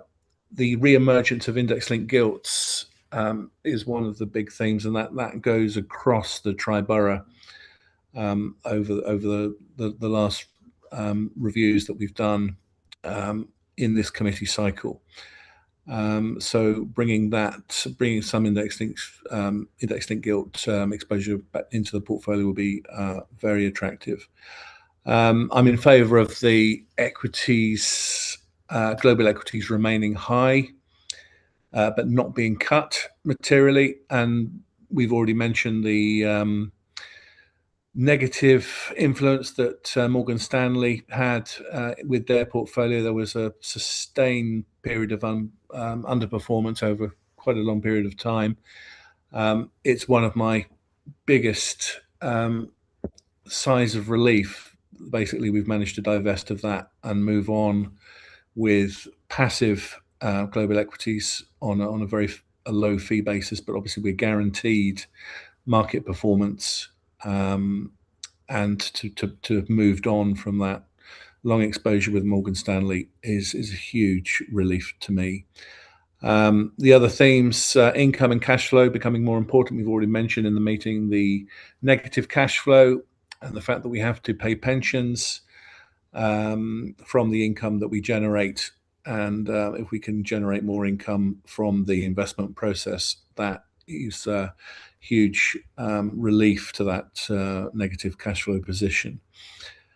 And then finally, we've got the Aberdeen portfolio. Eventually, that will need to be replaced given the notice that we've given to divest of that. But basically, underlying philosophy, we're better funded than we have been in the past. We must use this opportunity to improve the portfolio quality. And I think the proposals that are within option 3 offer a good series of steps that we can take to improve the fund. So basically reducing the rougher exposure, a higher exposure to index-linked gilts, slightly increasing private credit and social housing. I would like to retain the 40% global equity allocation. So to sum up, Chair, I'm in favour of the approach that ISIO have laid out, but very much would like to hear Sam Gervais-Jones' opinions, and it might be that we have to maybe come back on an extraordinary meeting or a private committee meeting to discuss that before we make any final decision. Thank you, Phil. We'll go over to members' observations. I had a question on some of the smaller allocations. So listing them, we've got social housing, leisure development, infrastructure equity, and sustainable infrastructure. Are we required to invest to a certain level in any of those areas? And what is the liquidity of those assets? I mean, I would assume they're relatively illiquid, but if you could shed some light on that. Yeah, so no requirement to invest in any specific area. There will be an incoming requirement to invest in UK or local assets, but there's not a specific, the fund sets a range, but no specific target. You know, there's not a minimum level that you need to go to. Typically, we would say at least a 5% allocation in any asset class for it to be impactful, which I think is the kind of nub of the question. If you look at option 3, for example, on page 122, we would consider infrastructure equity and sustainable infrastructure as very similar characteristics. So that gives you around 9% in that particular asset class that gives you that set of characteristics. sustainable infrastructure just has renewable energy type focus and wider. All the others are above a 5% plus. The Leisure Development Fund is the one that stands out, and that was a relatively, so that's been in place for many years and is a relatively focused allocation in a very kind of narrow sector. And that's a fund that an investment the fund has locked into for a number of years, and we'd expect that to roll down over time. So I think that will just maintain and reduce over time. In terms of the liquidity profile, so with private market type assets, there are liquid assets, so houses, infrastructure, various other illiquid credit, but it depends on so they're not easily sellable, but there is some liquidity if you invest in an open-ended structure. So you can have a closed-ended fixed term structure, which is a set period, so 5, 10 years, whatever that might be. But a lot of these investments here are accessed through an open-ended structure, which means that there's liquidity available to get your money back, but it's set periods, so it tends to be restricted every a lock-in period for a couple of years, and then you can get your money back every 6 months or so. So the underlying assets are illiquid, but there is ways of kind of accessing them a bit further down the line if the structure's right. Yeah, I mean, as you picked up, I mean, the line of questioning is we don't want to have really small allocations that are going to increase admin and fees and time spent focused on these things, when we could be simplifying the pension fund and focus on assets that we know are going to deliver a certain return and keep our funds stable. So, I mean, my instinct would be that some of these things probably aren't ideal for a pension fund, but what you're saying is we're probably locked in to some extent on these investments, but I'm a bit skeptical about looking to increase any of these allocations any further, unless you're looking to group them in order to simplify a certain group, like if you wanted to have an infrastructure fund as you're suggesting. But I think where we can, making it easier and less complicated and more streamlined is the route we should be taking. I'm going to suggest that then we can make some progress on this. I'm also mindful we've got 50 minutes to wrap up the rest of the committee as we've got a guillotine.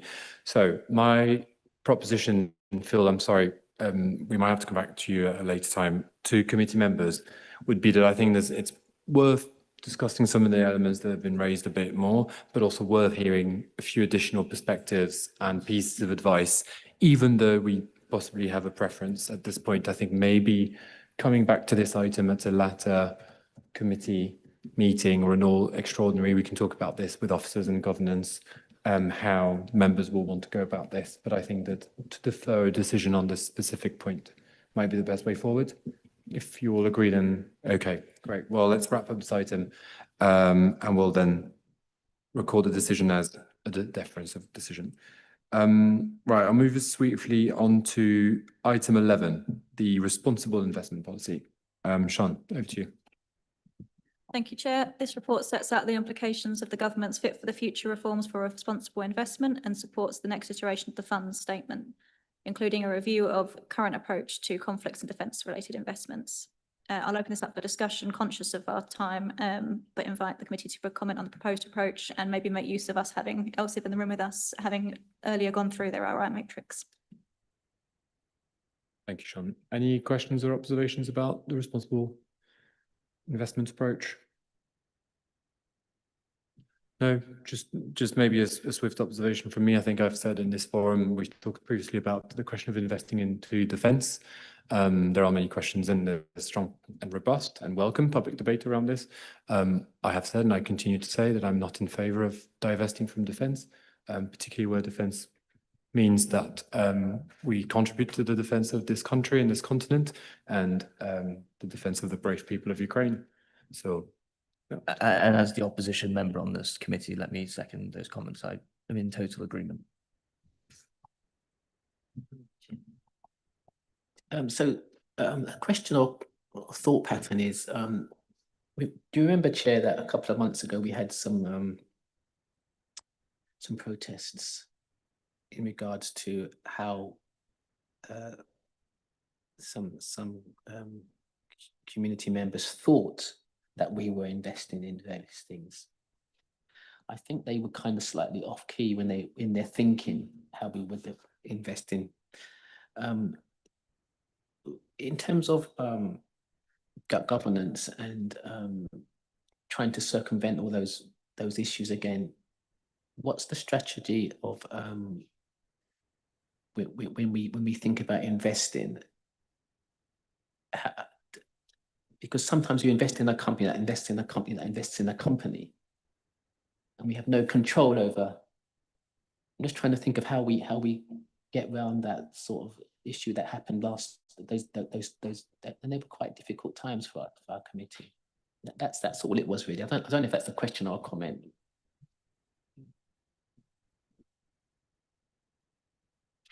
I suppose the question is of how do we implement this responsible investment policy in the context of us increasingly being involved in pooled funding, whereby we have this sort of, being again several handshakes away from the actual funds and to have the ability to know and see what is done with detail. Does anyone have any suggestions on this?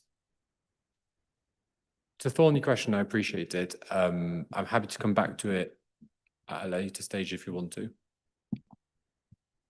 Thank you for your questions. Like you said, it's a very difficult topic for us, and especially where we are moving into this pooling state where you'll have oversight for deciding your policy, but the implementation will be more of the duty of the London CIV. So I don't know if they'd like to come in here on this at all.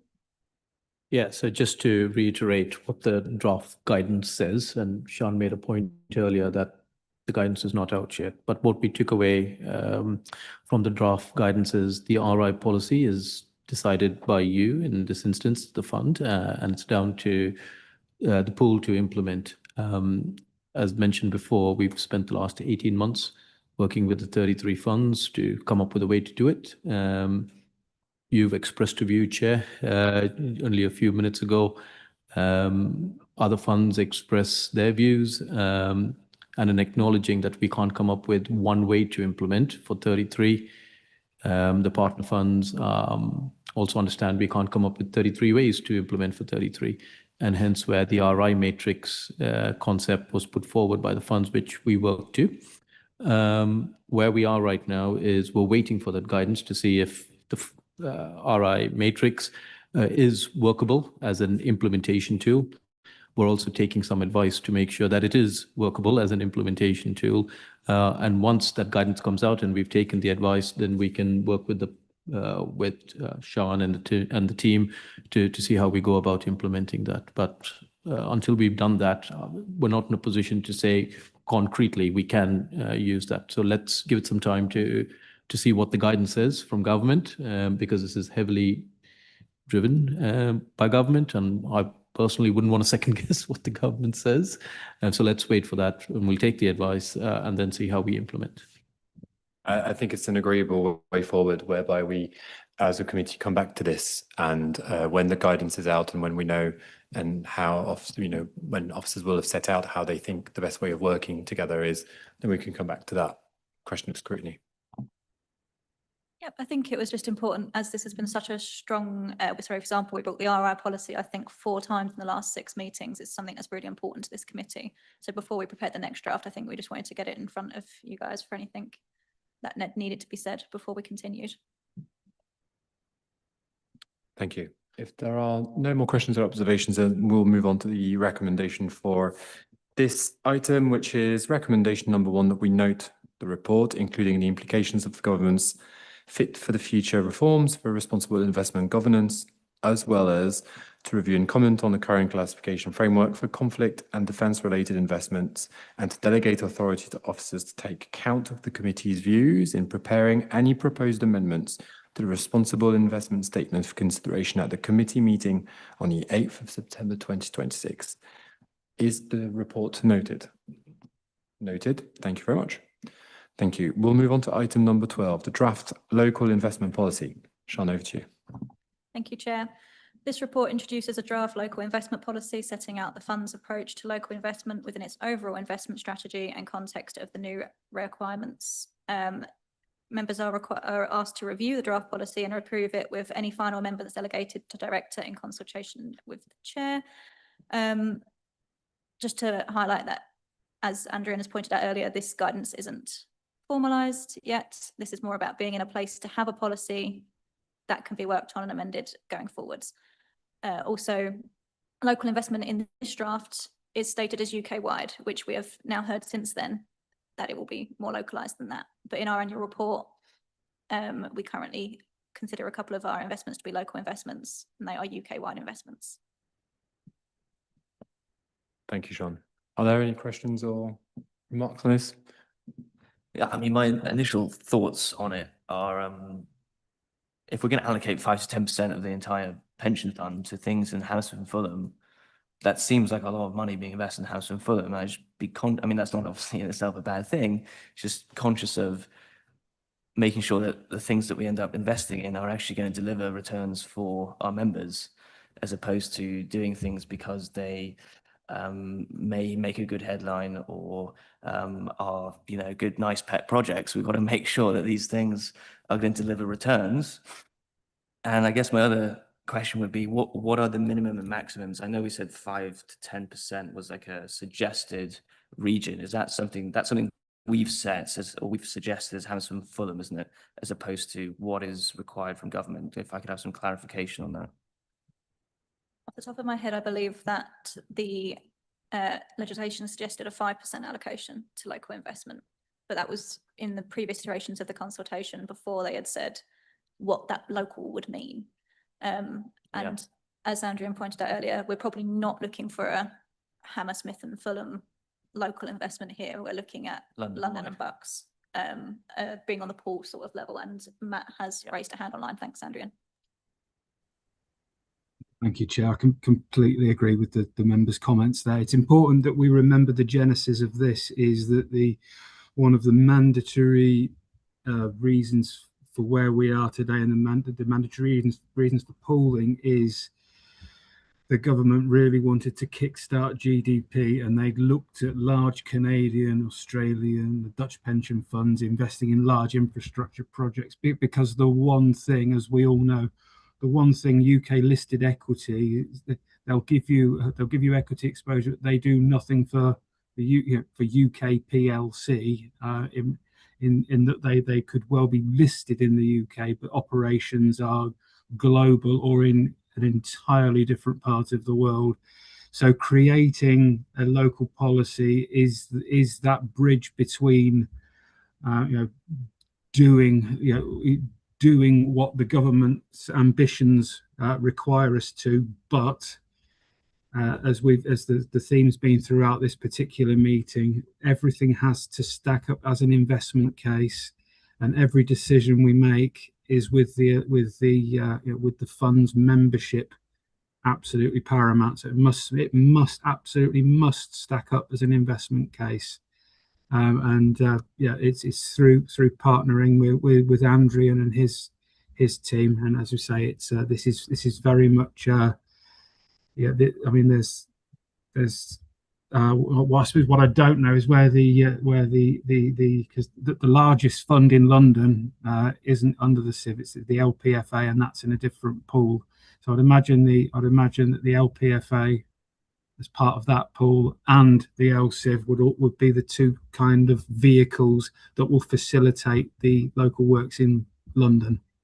But that's where this policy's come from. It's the government saying, show us that you're serious to local investing, but nothing will ever override the fiduciary responsibility of the fund's membership. Yeah, that's some really helpful context. Thank you. And I was just thinking, is there anything already in the fund that meets the definition of local investment or is likely to meet the definition of local investment? Because that would make this a lot easier, wouldn't it? We could move on quite quickly if that was the case. In terms of the draft policy and what we currently view, yes, the Man Group Affordable Housing Fund and the Quinbrook Renewable Infrastructure Fund, in terms of the current view of the fund, are local investments. I don't think there's anything that's London-centric currently that we can just transport. So I suppose it's going to be a bit of a wait and see, isn't it? I was just going to make a comment, which is I agree completely with the principle of not investing for investing's sake in the local area, but just to make the point that we do actually in a one of the fastest growing economy in Hammersmith and Fulham in London, and we've got some fantastic innovation in the borough. So I would say actually emphasise that. You know, there's some really exciting stuff happening, particularly in the north of the borough. So I'd hope that'd be looked at properly, not just by us actually, but by other funds across the city and further, because yeah, I do think we're a borough where there's lots of innovation and lots of exciting things happening. I'm glad to hear that from committee members. I think that is a representation of the multiplicity of objectives that we have. I mean, the prime objective obviously being of ensuring we pay pensions, but you know, how do we also meet social purpose? How do we also meet local objective, etc.? And I saw all of that. So I think if committee members are minded, then I would say that at this stage we approve. The recommendation is that the Pension Fund Committee approve the local investment policy. However, should there be any changes requested, and as you've suggested, the guidance having been not released, but the point of local having been more narrowly defined, we might have to revise our approach. That if there are changes requested, we delegate the approval of the final version to the Director of Treasury and Pensions in consultation with the Chair. So if that recommendation is amenable to everyone, is that agreed? Yeah, great. Okay, agreed. Thank you very much. So we move on to item 13. That's the Pension Fund Quarterly Update, Q1 2026. Sean, over to you. Thank you, Chair.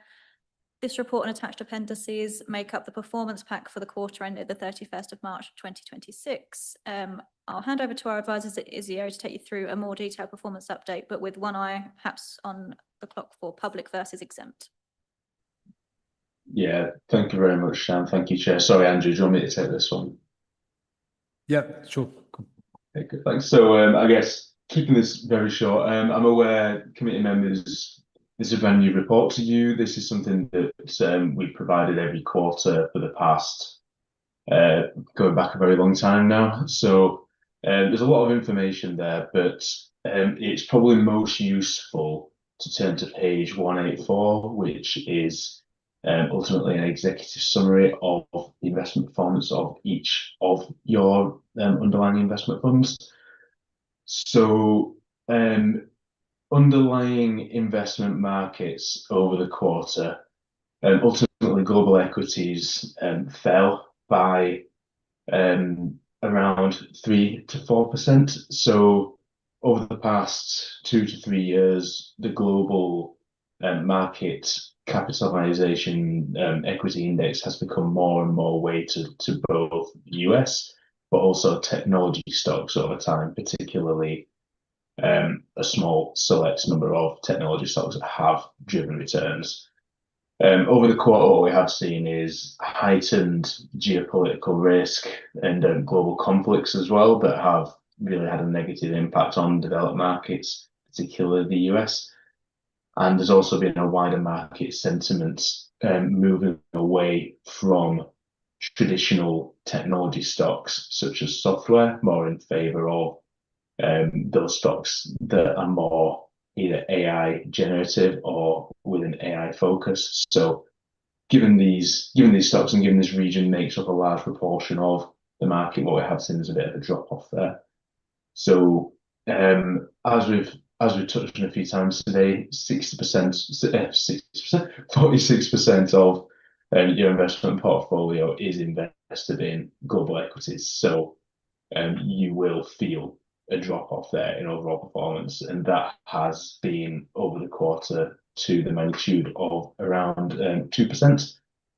The overall benchmark figure, which is essentially a manager weighted benchmark based on your strategic allocations to each fund, but also their underlying targets. So for the equity funds, for example, their target is the wider equity market, usually measured by the MSCI.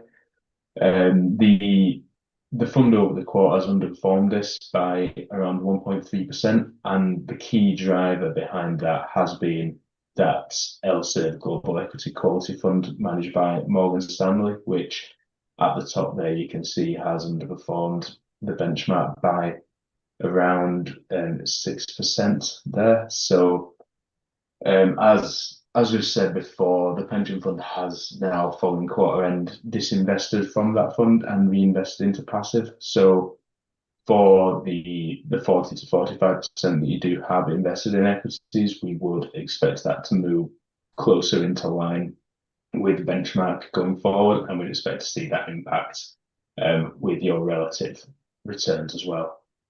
Ultimately, it's I'm very aware we're very close to the end of Q2 now. Equities have rebounded pretty strongly following quarter end to date. So unless there has been anything material over the next week or so, we'd probably expect overall returns to be moving back positive next quarter. I'll maybe stop there and open up for questions. I'm aware there's a lot of funds and a lot of aspects of the report that's new to you, so I'll let you jump in.